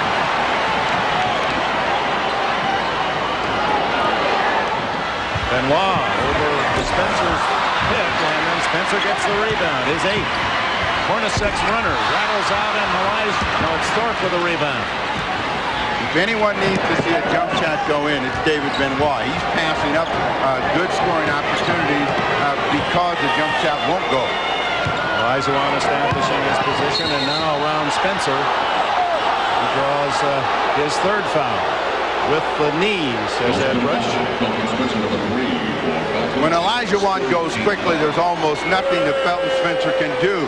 So Olajuwon doesn't hold, and instead of going baseline, comes across the middle and picks up the foul, but they turn the ball over. Hornacek steal. Hornacek from the backside takes the ball away.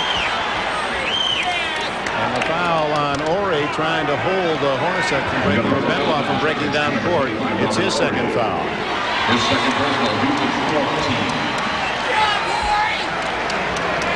Whenever Olajuwon gets the basketball, he draws attention. He puts it down, and as he does, Hornacek comes in and strips him of the ball. 7-point Houston lead. 4:45 left in the third. Stockton back out to Malone. Benoit with 10 on the clock. Knocked away by Ori. He's got quick hands. On the break, Ori has his pass deflected out of bounds by Hornacek. Should have been a kick ball in that situation, so they don't get the 24, but Ori trying to make another play off the dribble, and the ball is kicked by Hornacek, and actually hit off the foot off of Otis Thorpe, but they get it back. Jay Humphries comes in for Utah as Olajuwon with 3 around him. Ori can't save it. Out of bounds to Utah. Rudy Tom Johnbridge with a stare saying, hey, how did my most valuable player not get fouled on that one? So Stockton sits down, Humphries comes in. They've got to get some offensive production from Karl Malone. He had 9 in the first quarter, none in the second. He had 2 just now with 4:14 left in the third. There's the man with a hot hand, Jeff Hornacek. 15 in the game, but most of those in this quarter, 10. The lead is down to 3, and Houston wants timeout.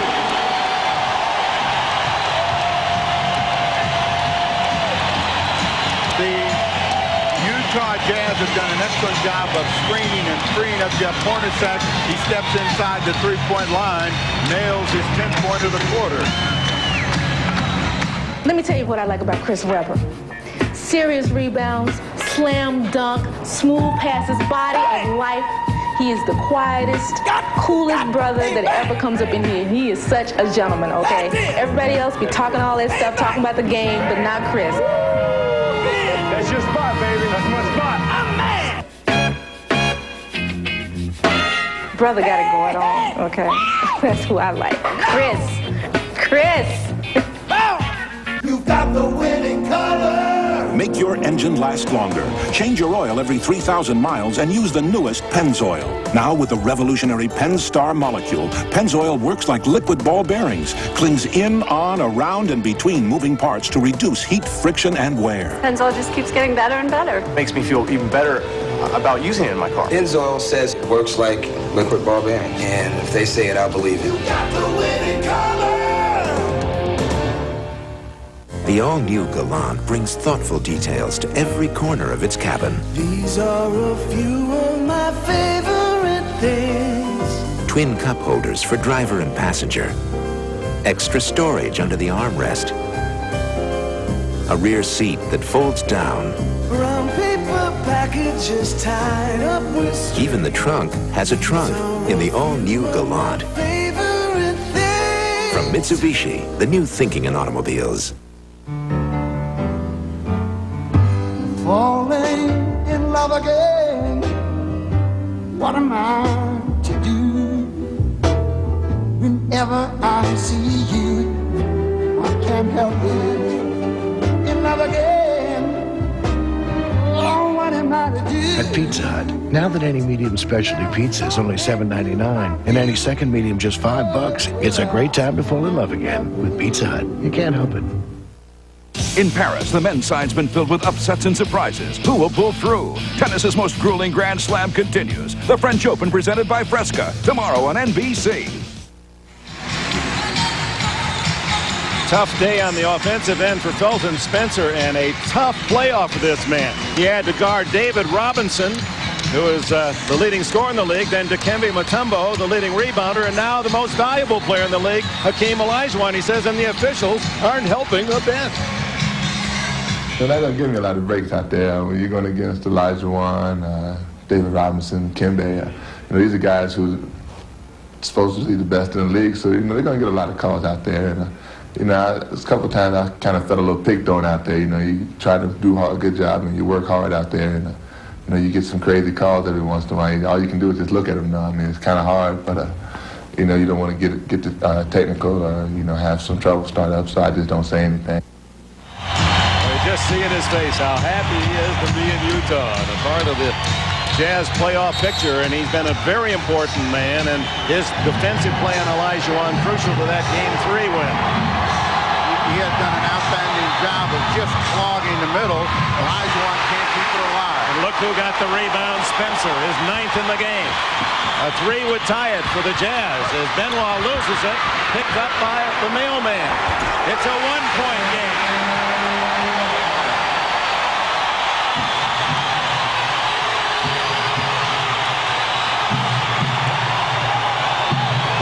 Have not led since the first half.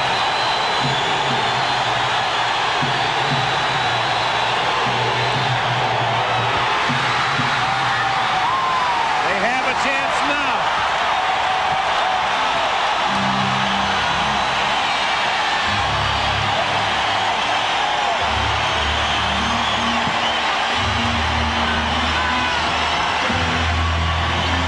Trying to go back inside of Felton Spencer. They just can't get him the ball. Malone from way outside, and Benoit with a rebound. Under 3 to go in the third. Houston 50, Utah 49.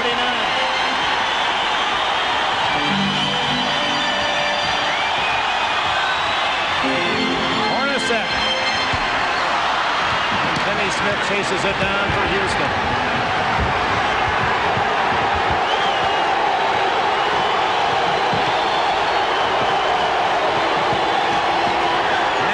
For 3.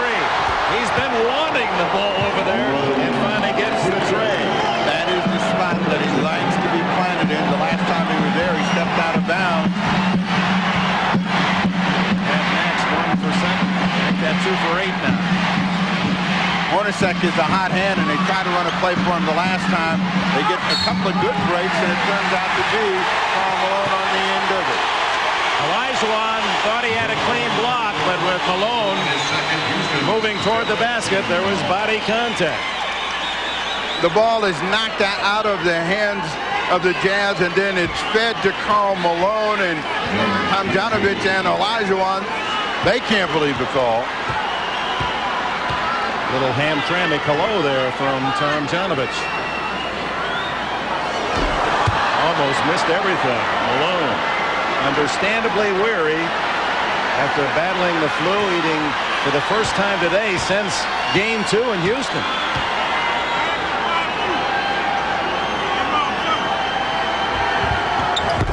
This is Wendell. That's a 50-49 Houston lead. We're into the final 2 minutes of the third.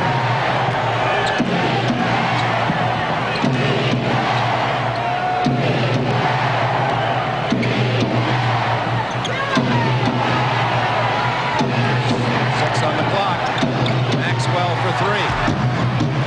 Thorpe got away with a little push off Benoit.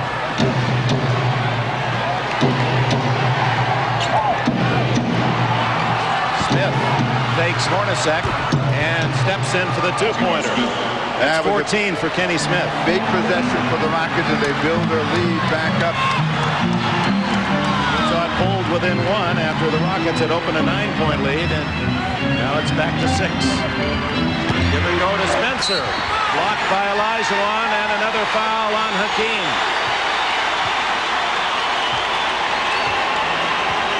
What troubled the Utah Jazz in Game 1 becomes apparent right now. They ran at Kenny Smith, parked on the line. He just stepped up and took a dribble, made an easy two-point conversion. Olajuwon has picked up back-to-back fouls, both of them challenging offensive players coming to the rim. His third personal. Felton Spencer, we'll see if he can get on the board from the line. That's his first point. Felton's mother, Betty, here cheering him. She's 6'5" tall. She's my biggest fan, and she's here to cook for me. Got some of that smothered chicken last night and some catfish. His favorites. He gets 1 out of 2 as the final minute approaches of the third period.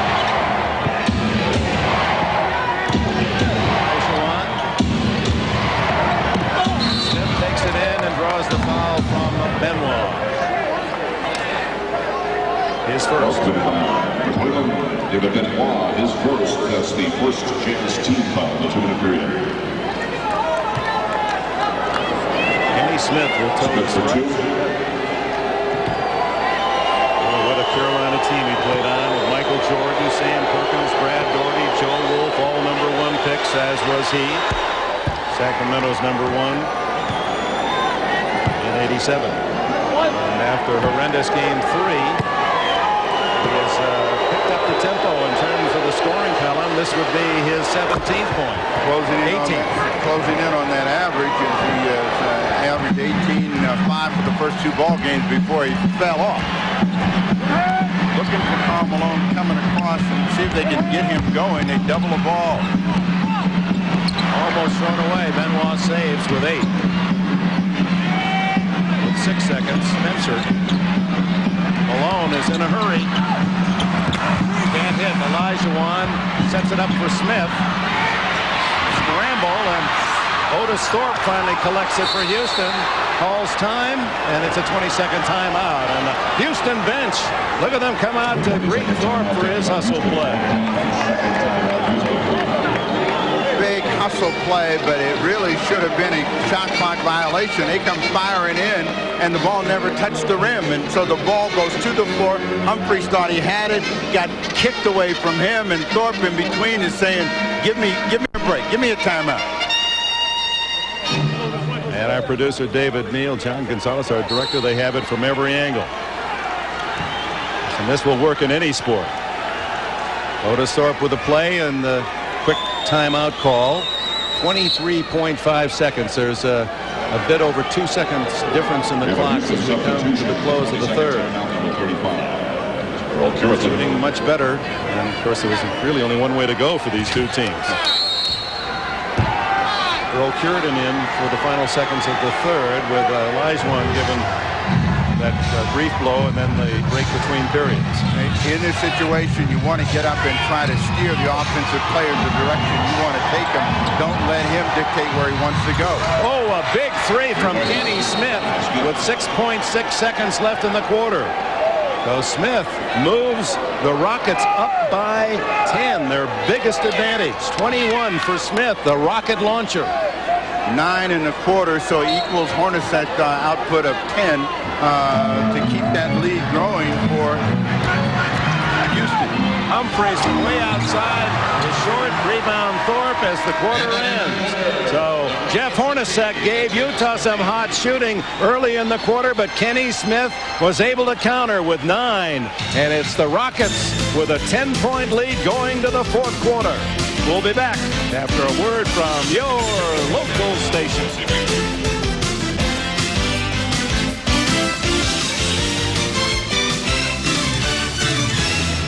Raindrops on roses and whiskers on kittens. The 1995 Mitsubishi Galant, filled with thoughtful details.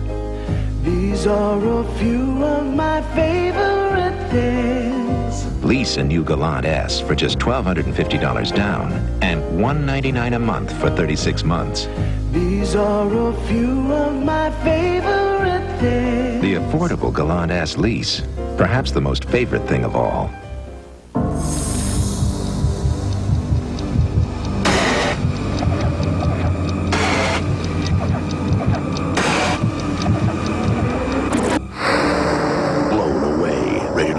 Friday, July 1st. Something big is happening at McDonald's. It's the big taste of the unique McRib sandwich, smothered in tangy barbecue sauce with slivered onions, served hot and fresh on its own special roll. You'll go for it in a big way. The Radio City Rockettes present I Love This Game.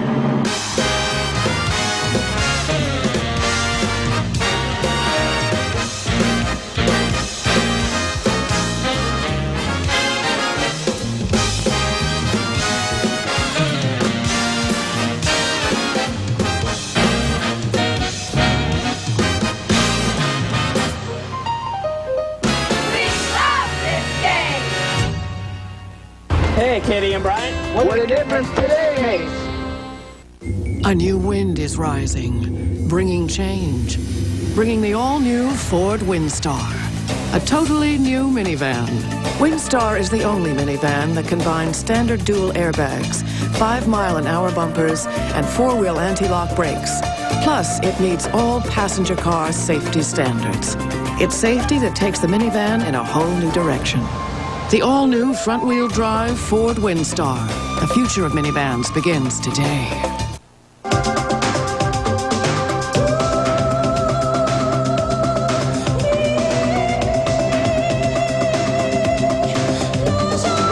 Every year, British Airways brings 24 million people together. British Airways, the world's favorite airline. Home Appraisals, how to get extra money for your house, Monday. This copyrighted telecast of the National Basketball Association may not be retransmitted, reproduced, or rebroadcast without the express written consent of the NBA. Game 4, we go to the fourth, a 10-point Houston lead, and flushed with its economics here in the NBA playoffs. NBC, sparing no expense, presents another playoff record. The world's tallest cameraman, 7 foot 6 inches, Sean Bradley, flown all the way, expenses free from Provo, Utah. Way to go, Sean. Snapper Jones could use a few more close-ups here. Well done. What a shot that is. Now to get serious in the Utah Jazz. Down by 10, opening the fourth quarter. Trying to even the series at 2. Houston trying to go home for Game 5 with a 3-game-to-1 edge. I guarantee they got to find a way to get Karl Malone into this ball game right now to try to make a difference on the scoreboard. Over Earl Curidan, and he draws the foul. Veteran Curidan has his third. Here's Hannah Storm. Well, here's what they talked about in the huddles during that timeout. For Utah, a basket at a time. They want them to step it up on defense, go for a stop every time. They think they have plenty of time to score. They just can't score 10 points on one basket, and they're urging their guys to continue to be patient on offense. As for Houston, they're not happy with the way the post-up offense is working. They're going to go to more pick and roll. Dick? All right, Hannah, and Karl Malone to the line. where he is 1 for 3 today. He scored 13 points.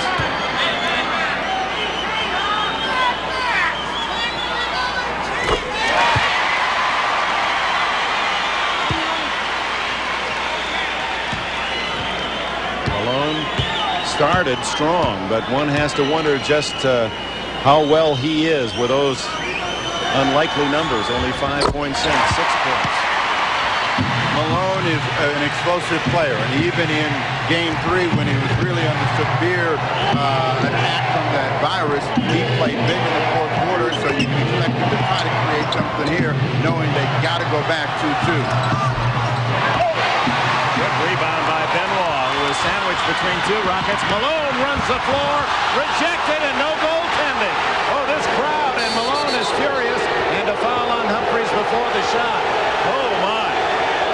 The guy that took it away is Olajuwon, and we have seen Olajuwon appear in other playoff games. He did it against Portland and Rod Strickland, where it looked like he was free, and all of a sudden, it's snatched away. His fourth block of the game. And a foul on Jay Humphries at the other end, his second. It's a big play. Would have pulled the Jazz within 6.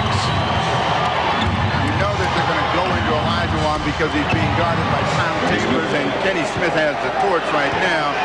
He's got 11 here in the second half and starts the fourth just as he finished the third. And he's not infatuated with a three. That's twice he's moved inside a flying defender to take the two from Malone. Quick move by the mailman to get his 17th.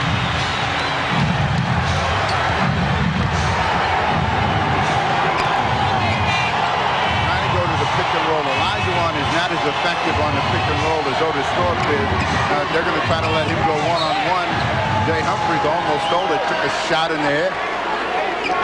Kelvin Spencer's going to return. They like to screen, and John Stockton is the guy that screens and then drops it inside. Very quick exchange.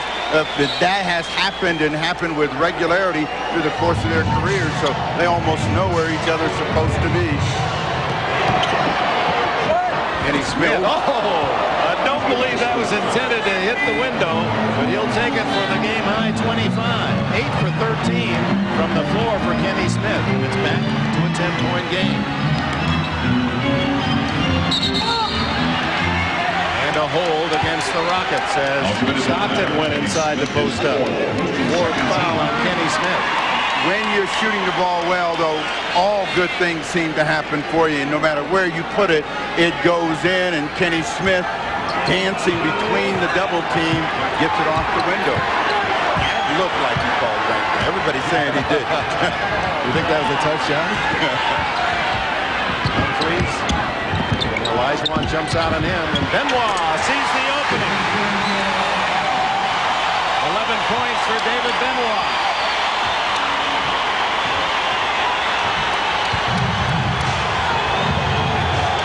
Got Felton Spencer back in because that matchup was too tough.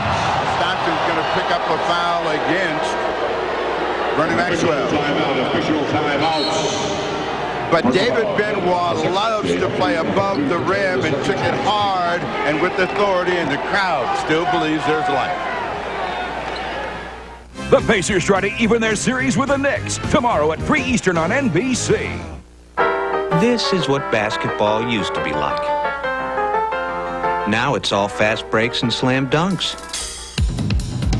Well, things change. Check out the Achieva Special Edition from Oldsmobile. With anti-lock brakes, airbag, air, automatic, and more. It's all running and gunning for just $13,995. Yeah, the Achieva Special Edition. It's a 360 slam dunk. It's your money.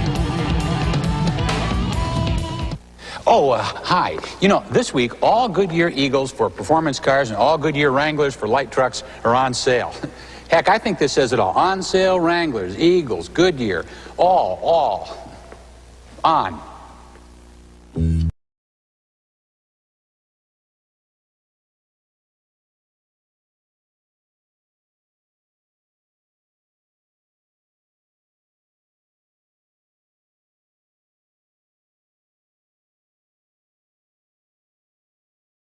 roll from the free throw line. You know, that was my patented. That was my patented shot. One thing I could do was finger roll. You going to the top. Oh, yeah, I can do that. What do you get when you cross a high-quality conventional motor oil with an advanced formula synthetic? A revolutionary new oil that protects better than regular oils, yet costs 40% less than full synthetics. DuraBlend from Valvoline. People who know use Valvoline.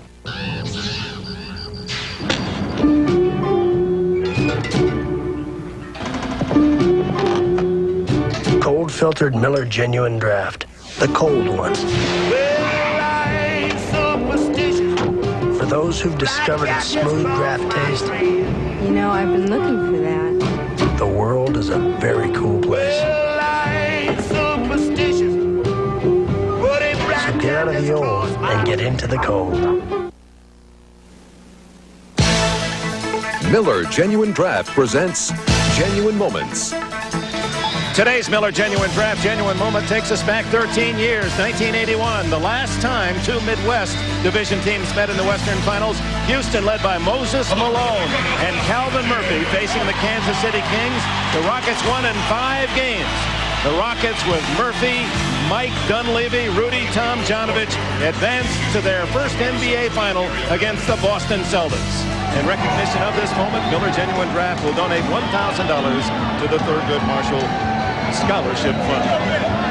With 9:38 left in the fourth, Mario Elie and Otis Thorpe in for Houston. Well, to the Jazz's credit, they've done a terrific job of keeping Olajuwon out of the scoring column. He's only got 10, but Kenny Smith has been the difference, and he has been making huge plays, looking to get more. His three is short, and Malone has the rebound. Malone now in double figures with 10. Stockton. Out to Karl Malone. All shot, all shot. Thorpe with a rebound, and Stockton fouled him. One of the times that quick move to steal did not work. His third. Kenny Smith. Boy, he started the Rockets off the pad in game one with his 27, hitting all those threes, 6 of them, and then cooled down, but back on the boil today.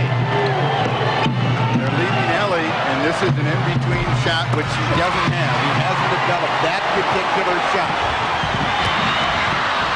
Turnover Stockton. They had Karl Malone on the front end. Would have been an easy layup. Didn't have enough on it, so they lose a cheap chance. And again, patience is what Jerry Sloan is preaching, but right now the Jazz aren't demonstrating much of it. Shot clock, Olajuwon. He is so incredibly agile. And he's improved his game from University of Houston every year right on through the professional ranks. 22nd timeout, Jerry Sloan. And Jerry Sloan is now going to give them the 8-minute speech. Fellas, you saw the lead go to 10 on that Olajuwon shot. Now, if we really want to make a statement, we got to decide right now. Rudy Tomjanovich thinking, we can just hold on. We'll go home with a chance to wrap it up. Rudy telling us yesterday, as you look at Jerry Sloan, that Olajuwon, he's so good that even the coach becomes a fan. He said in game 2 after he won was presented the MVP award, he said, that was a Cinderella game. He said, I couldn't believe it watching it myself. How can anyone play better than that? But he scored 41, held to 12 today and 8 rebounds, but the Rockets getting scoring from outside on the double and triple teams. Kenny Smith getting away. A 10-point game. Now the Jazz have one more run in them, and we'll see if they start to make it. Nice drive, but no finish for John Stockton. They'll pick up the foul. Otis Thorpe was hoping they don't call his number. Thorpe with his 4th. This lane opens up for Stockton. He looks everyone off, and then just at the end, Stockton takes a smack on the shoulder. Stockton looking for his 11th point of the game. And now this one to cut the Rockets' advantage to 8.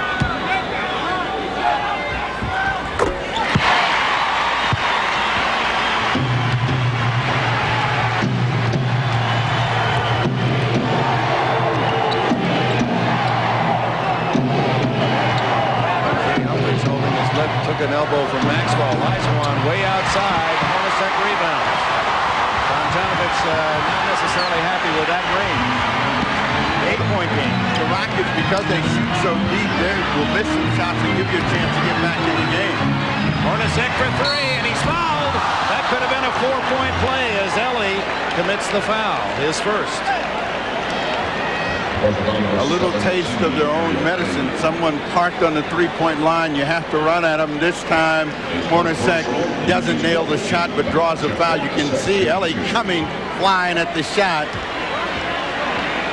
Hornacek. He was breathing deep there. Didn't like the foul, but it was clearly contact. And here's Hornacek, was made 30 in a row. And in the entire playoffs, has missed only 4 of 60 free throws. 31 straight.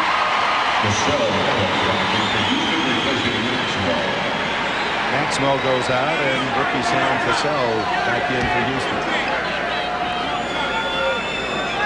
Normally at this time that it goes the other way, and Kenny Smith is the guy to come out of the ball game as Sam Cassell comes in, but Smith has a hot hand. And Hornacek's free throwing moves Utah within a half dozen. Plenty of time, and this crowd's going to do everything they can to help Utah.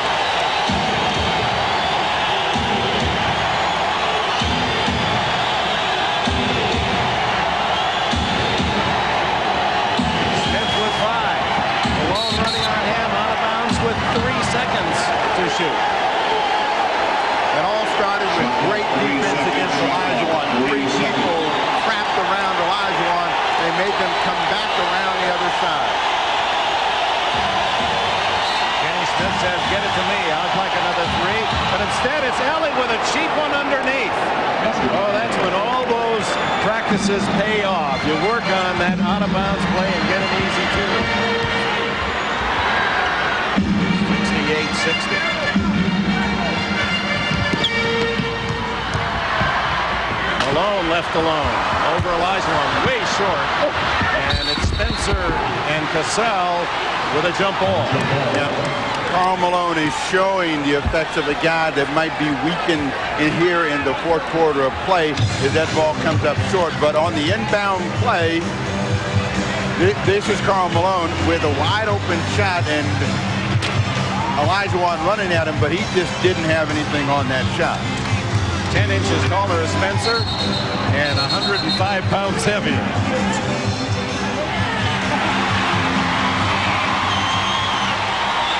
And a violation against Houston, trying to steal the tip. Well, right now the Jazz can use all the breaks they can get as Rudy Tomjanovich is just hoping that his 8-point advantage holds up over the final 7 minutes. What the Jazz want is execution, and John Stockton has got to be the guy to give them that. Malone behind the screen of Spencer. That's not a screen, that's a wall. Back to a 6-point game. Listen, these are fans cheering desperately as Olajuwon rejected but fouled. Well, give Karl Malone 2 chances, and I guess he'll be successful. Better than 50% through his career. Gets a wide open look and knocks that one down. Kelton Spencer with a foul at the other end. Timeout. The car on the right was filled with Castrol Syntec, a synthetic oil, the other with conventional oil. They were then drained and started without oil to prove a point. You see, Syntec has a unique molecular structure that bonds to engine parts. Lab tests show it leaves a layer of protection far stronger than conventional oil. And if Syntec protects this well now, imagine if you leave it in.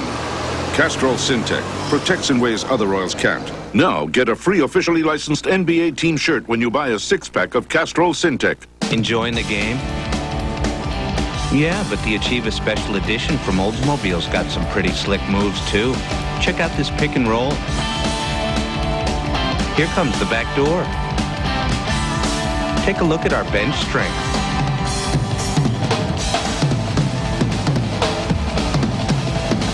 Just watch.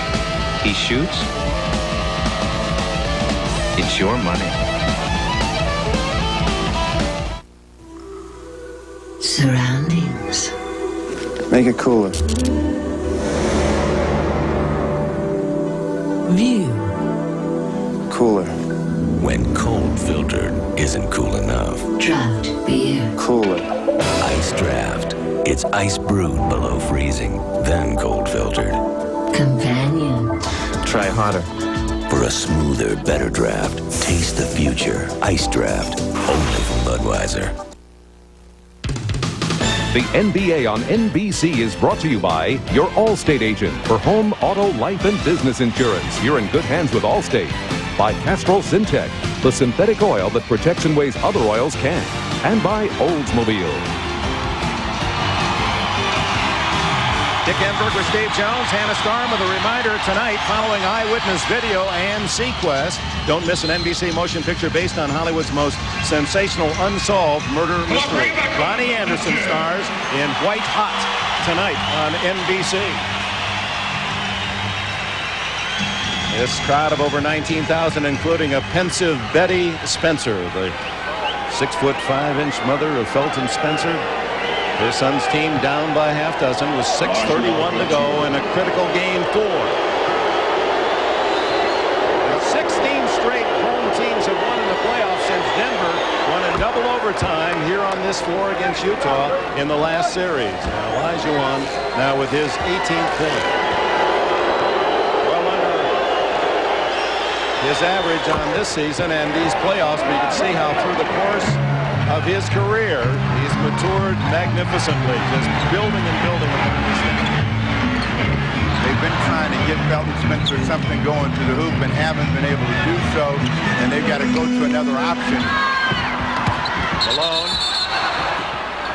out on the floor, and Thorpe just caught in a place where, with all that contact, they had to call it on someone, and Otis has his 5th. Karl Malone with a quick pump fake, and Otis Thorpe is caught really in no man's land, not really in a position to defend, and that will put them in a penalty.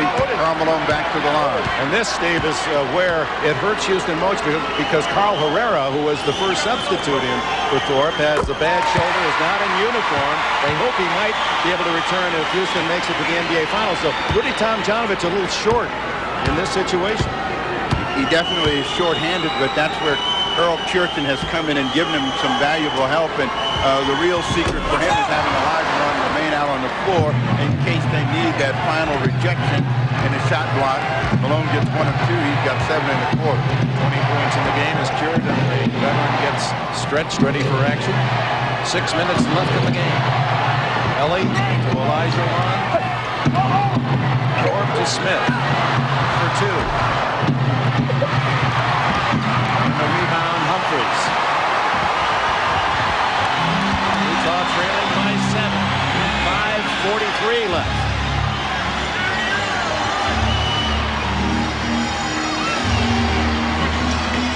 Humphries for 3.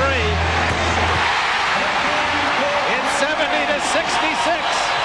Veteran Jay Humphries with a huge trade.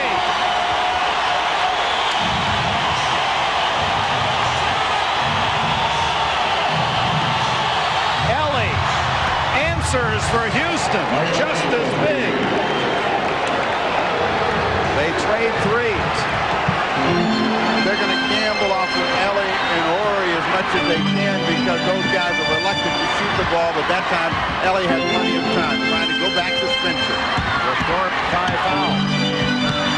Elijah got his hands on the ball, and the steal created by the league's MVP. Well, that happened because Felton Spencer was trying to do something he's not capable of doing, and that's make a pass, and a tricky pass in traffic, and so they end up turning it over. Cassell to Ellie. Elijah flying in, but Malone was there in position, and a foul. Elijah if it's his, it'll be number 4.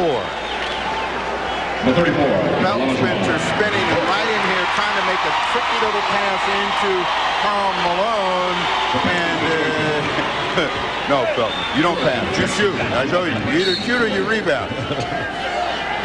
He says, I like a little potatoes and corn and rice too. The rations may be limited. Malone after the foul by Elijah. Looking for his 21st point. He's only 4 for 7 from the line. but 20 points, 11 rebounds. Playing 2 games when under different circumstances, different men wouldn't have given you much at all. 73-67. 3-point shooting in the series, and today Houston has led the league in attempts and makes, over 400 makes on the season. Utah shot as few as anyone in the league. I think Boston the only other to shoot less threes. Almost 50% today, so they're much improved over the 6 of 21 in game 3. Karl Malone gets both of those free throws, 9 in the quarter for Malone. 5-point game, 4.5 to go. They're on their feet at the Delta Center. Cassell, oh, what a tough shot. With the defense all around him, and you wondered if he was going to pass, and at the last minute, that tough 3-foot flip. Every time the crowd has gotten on their feet waiting for something special to happen at the defensive end, there's been a Houston Rocket to take it away. Malone to Hornacek, back to the Karl Malone. Over Olajuwon, way short. And the foul will be on Cassell. Sam Cassell not happy about the call, but happy about this play coming around the corner. They don't close the lane off. That's why he's able to get in there, and with Felton Spencer, the shot blocker, trailing, you get a foul at the other end of the floor by Sam Cassell. His third. He is blocking Humphrey's chance to get that loose ball. Jay Humphreys at the line looking for his 6th point. And there have been some critical misses. The Charity's not dropping for Utah. They've missed 5. Everyone but Hornacek with some difficulties. Humphreys gets 1 out of 2. A 6-point game. The clock now an increasing factor here in game 4. 3:54 left. Rudy Tomjanovich with a timeout.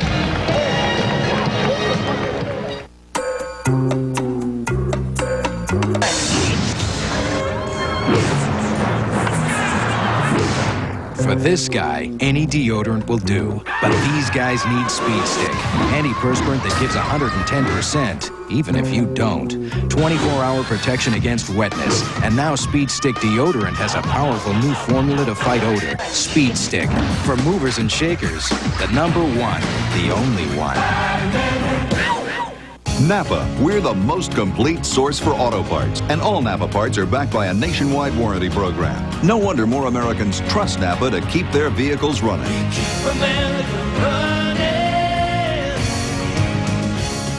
Something big is happening at McDonald's. It's the big taste of the unique McRib sandwich, smothered in tangy barbecue sauce with slivered onions, served hot and fresh on its own special roll. You'll go for it in a big way.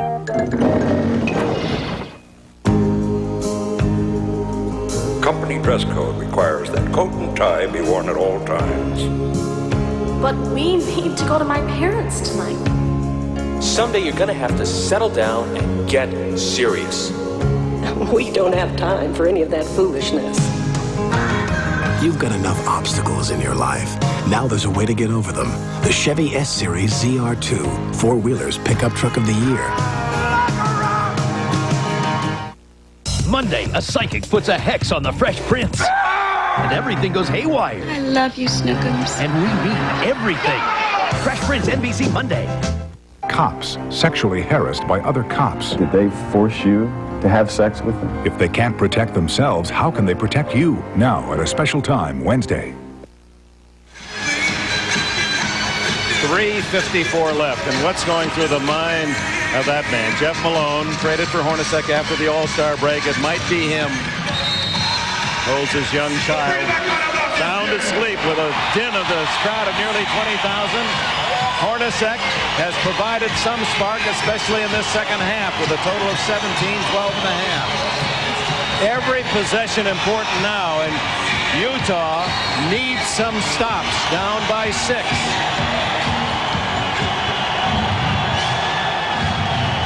Sheridan has replaced Curtis Thorpe. They're going to go back to the same play, and only this time Cassell couldn't make the play. The ball knocked out of his hand. Trying to get it to Sheridan. Utah in this quarter has 10 points from free throws, 9 from the field. Houston team underrated defensively. They make it tough for you to score. And there's a reach over by Sheridan over the back of Malone. Pick and roll is what got Sam Cassell his last shot, and coming down the lane, it was open, but he put the ball behind Sam Cassell, and it turned into a turnover. Sheridan picks up the foul for the Jazz. With every stop of the clock, they at least get one more heartbeat back because time is on their side. They get a chance to score quickly and cheaply. See if Malone can convert both of these. He leads Utah with a 22. This is his 10th attempt, and he's missed 4 of them. But Sam Cassell, who committed the foul, it just shows you what Rudy Tomjanovich thinks of this rookie. Here you are in just a most critical time of a game, 4th game of the playoffs, thinking about it, the NBA championship, and you got a rookie in there running the show. Malone gets 1 of 2, so it's 10, and they're within 5. 3:24 left. To finish your thought, Tomjanovich believes in Sam Cassell, but he's going to go to Olajuwon now. Back to Cassell. Oh, a powerful block by Malone. Good read by Olajuwon to find the open man, but it's that step in that got him in trouble, and Karl Malone took that shot away. 9 on the clock.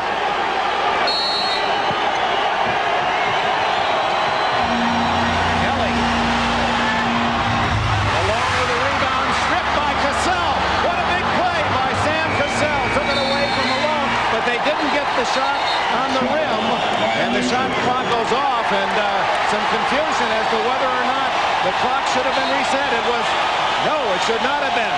That's a 24 violation. Rudy saying there should have been a foul. As Ellie comes in, the ball never hit the rim. Now the ball bounces out, and Cassell has it, and when he gets control of the ball, the shot clock has gone off, and there's no possession. Down by only 5. Utah. Olajuwon moving out on Malone. Hornacek for 2. Rebound Ellie with 2:42 left. Houston the ball and a 5-point edge.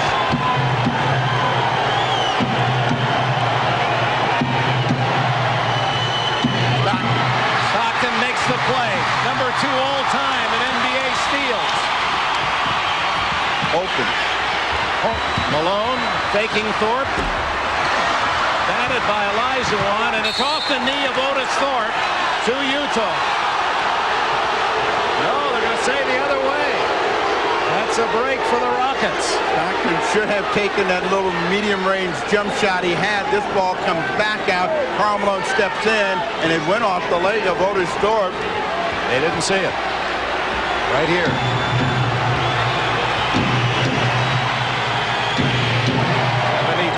75-70 Houston. Ticks away, 2:05, 2:04. Another steal by Stockton.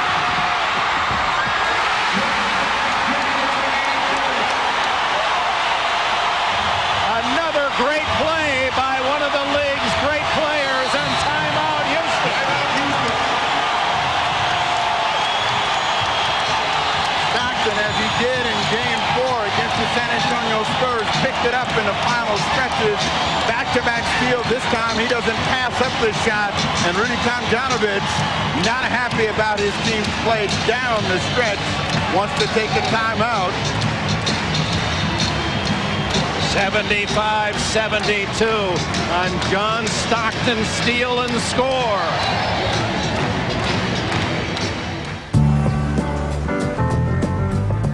After midnight, we're gonna let it all hang out. Cold filtered Miller Genuine Draft. After midnight, we're gonna chill and shake. The cold one. For those who've discovered its smooth draft taste, the world is a very cool place. We're gonna call it talking. So get out of the old and get into the cold. Good night, Sal.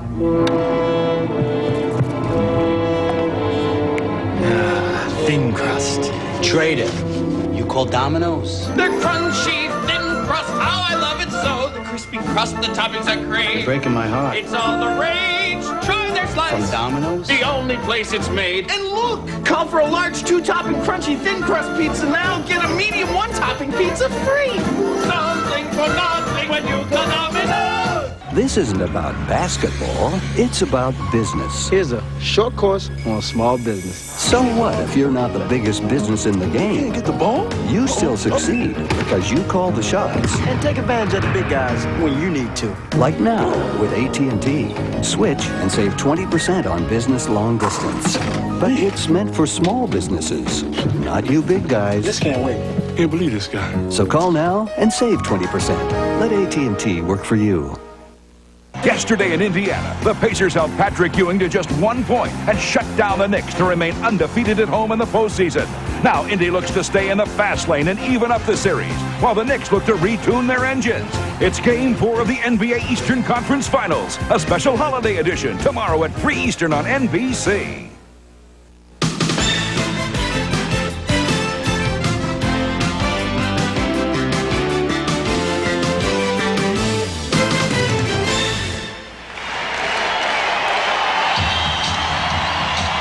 Three-point game. John Stockton told us he's a big crossword puzzle fan.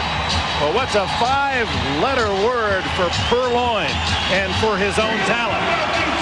Steal and great.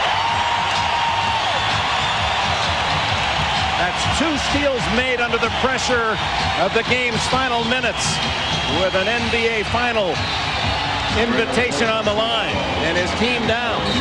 And now it's Houston, a 3-point lead. Cassell out and Vernon Maxwell in for Rudy Tomjanovich. No, Cassell stays in. And Elijah Wan draws the foul. So much noise, couldn't hear the whistle.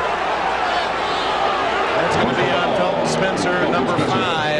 They surrounded Elijah Wan again. First with Felton Spencer, and then it's Stockton and Hornacek reaching in, and right at the end, it's Felton Spencer getting him across the arm, and Elijah Wan looks to see a balloon.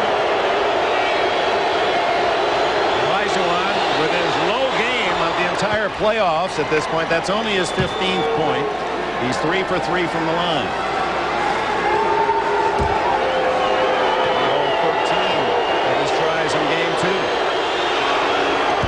2 pressure free throws that push Houston back to a 5-point lead. Well, that's 2 possessions, and so the Utah Jazz have plenty of time. What they want to do is get a good, successful score. Stockton unable to hit the 17-footer, and Cassell with it for Houston. 5 points in less than a minute and a half. To catch up and a reach-in foul. Both Stockton and Hornacek slapping. It was Stockton with his 4th. As first foul, John Stockton. Number 4, first foul penalty situation. Sam Cassell to the line. Now that's the one that hurts going the other way. Stockton trying to make something happen in a hurry. Reached in, and Sam Cassell will go back to the line for a pair. You talked about the X factor at the start, Steve Jones. Well, here he is at the line, Sam Cassell.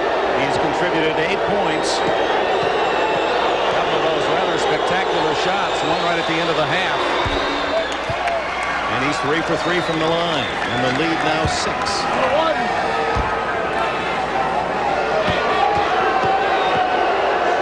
Houston out shooting the home team in free throw department today, and that has been a key part of this game. Now it's a 3-possession game for Utah with even less time. Malone will take the 3. Cassell bats it to Smith. Elijah Wan will hold it up, try to chew up some time. They'll balance the floor, spread it out. Now all they're doing is playing the clock as the Utah Jazz did in Game 3. And Kenny Smith watching right now, but they want a foul. If they can get it, they'll take a shot. They're going to get Otis Thorpe with a foul against Jay Humphries trying to screen, so he fouled out of the ball game. Thorpe leaves with his 6th foul. Now watch, he comes up right here and screens, but he keeps moving and just turns him over. Not a good decision by Otis Thorpe. I'll take it now by the 2. Jerry Sloan will use a timeout. He leaves with 5 points and 8 rebounds. 7-point Houston lead. Back in Salt Lake City, and we'll be in Indianapolis tomorrow. So join us on our Memorial Day NBA Conference Final Special. The New York Knicks superstar Patrick with Reggie and the Indiana Pacers. Knicks leading 2-1, and then we'll be back on Tuesday night from the Summit in Houston, 9 o'clock Eastern, 6 Pacific time, with Game 5 of this series. And will they be even at 2-all, or will Houston be shooting to go to the finals with a 3-1 advantage? They have a 7-point lead in the final minute. Trying to get whatever score is available. They go for a 3. Humphreys doesn't get it, but Malone with a rebound. He misses, tips in his own missed shot with 40.9 seconds. Malone with 25 points. Ooh, that looked like a turnover for a moment. Smith gets it to Maxwell, 2-on-1. He passes to Elijah Wan, and he misses the shot. Malone, and the foul in the backcourt as Cassell hits Hornacek. That's not what you want to do with a lead. 5-point lead and 29.6 seconds. Give the other team a chance to score with a clock dead. Malone right there, and Cassell comes in. Hornacek does a good job of drawing that foul. He looked like he got hit in the head, but he actually gets hit on the arm. Watch his head go back. You learn these things after years and years of how to get attention from the officials. 32 free throws in a row in the playoffs for Hornacek. This one, he pulls Utah within a 3-point shot of a tie. 29.6 seconds.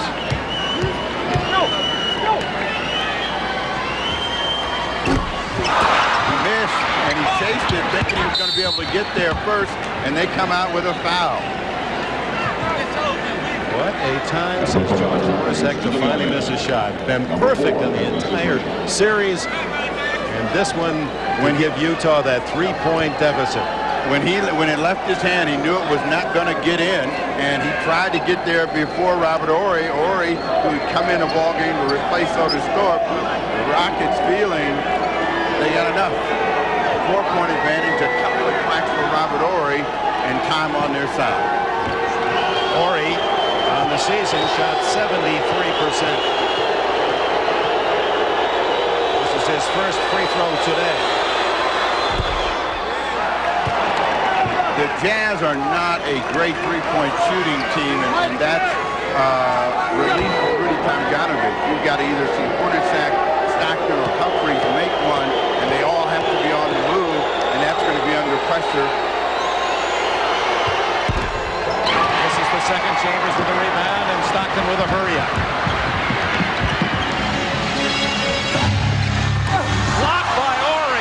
Went inside, it came out to Humphreys. Stockton in the corner for 3. Big time 3 for Stockton with 14 and a half seconds left. A 2-point game. And a turnover. Oh my. Sam Cassell, his 5th foul.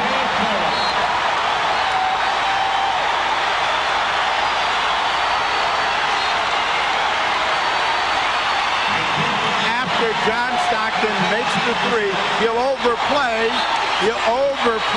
Sam Cassell, and then he held him, and as Cassell tried to break away, he pushed off. Time out. Hey guys, farm report. Surfing championships. Let's watch, Bo. Miller Lite presents Cowabunga! Surf's up! Come on, go! And so is Bessie. She's not just swatting flies now, Bob. Brought to you by Miller Lite. If you can combine great taste and less filling, you can combine anything. She's riding this one all the way back to Wisconsin. What a cow! What a beer. Great taste, less filling. Can your beer do this? Company dress code requires that coat and tie be worn at all times. But we need to go to my parents tonight. Someday you're gonna have to settle down and get serious. We don't have time for any of that foolishness. You've got enough obstacles in your life. Now there's a way to get over them. The Chevy S-Series ZR2, 4-wheelers pickup truck of the year.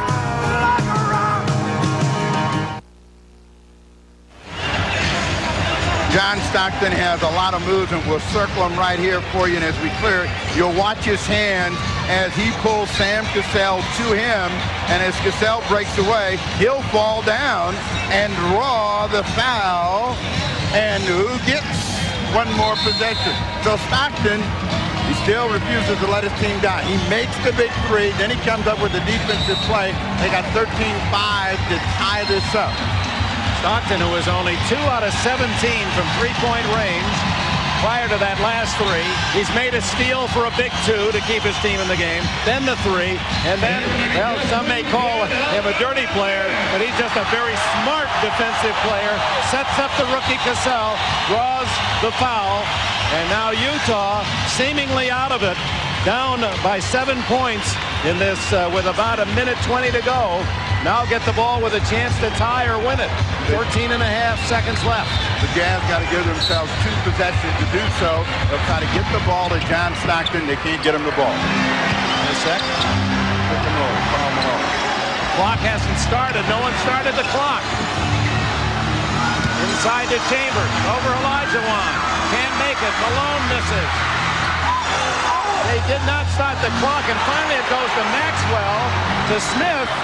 Smith will bring it back out, and Utah has lost game 4, and the clock, actually, Utah got about 6 more seconds than they should have. The clock operator did not turn on the clock and gave the Jazz more time. It should have been over long before it was. Watch the clock. How long it takes before they turn it on. Should start now. This is all irrelevant now, but just imagine if he still hasn't started. Now, what if now it finally starts, but the ball's still alive? And what would have happened had Utah scored after what would have been the 13.5 seconds? So on that note, Houston takes a 3-game to 1 lead. Hannah Storm with one of the game stars. What happened at the end of the game with the clock, considering the way they battled back John Stockton's play down the stretch? You guys have to be awfully happy coming out of here with that win. Well, it's awfully tough to win on the road in the playoffs and the regular season as well. We stuck together. You just got to get the win. That's the most important thing. Kenny, you were the only guy on this team that was on this afternoon as far as shooting goes. You had a great first game against this team. You were off the last 2. How did you get back into the flow of the offense? Well, I think the biggest thing I tried to be was just aggressive tonight. I think overall the guys look for me on the rotations. The biggest thing is to stay aggressive, and when I do that, I think I'm successful, and it helps the team as well. The team really needed it because Utah did a superb job defensively on Olajuwon. What are they doing to contain him? Well, they're sending 2 or 3 guys at him, so it's imperative that you just take your time and be aggressive once you get the basketball. They're really daring you sometimes to shoot the basketball, and I think a lot of guys shoot too well for that. Kenny, I'm sure you guys think the shots will fall a little easier at the Summit in Houston. How confident are you that you can wrap it up going back home? Well, we feel we have 1 game to win in 3. So race to 4. Right now we feel real comfortable, confident as well, but we'll be very, very aggressive on our game Tuesday. All right, good luck Tuesday. Congratulations on a fine game. Dick? Kenny Smith with 25 to lead his team. A reminder, tomorrow it'll be the French Open as it boils down into the 2nd week at Roland Garros in Paris. And then join us for Game 4, New York and Indiana at 3 o'clock Eastern Time. For Steve Jones, Hannah Storm, this is Dick Enberg from the Delta Center. The NBA presented on NBC.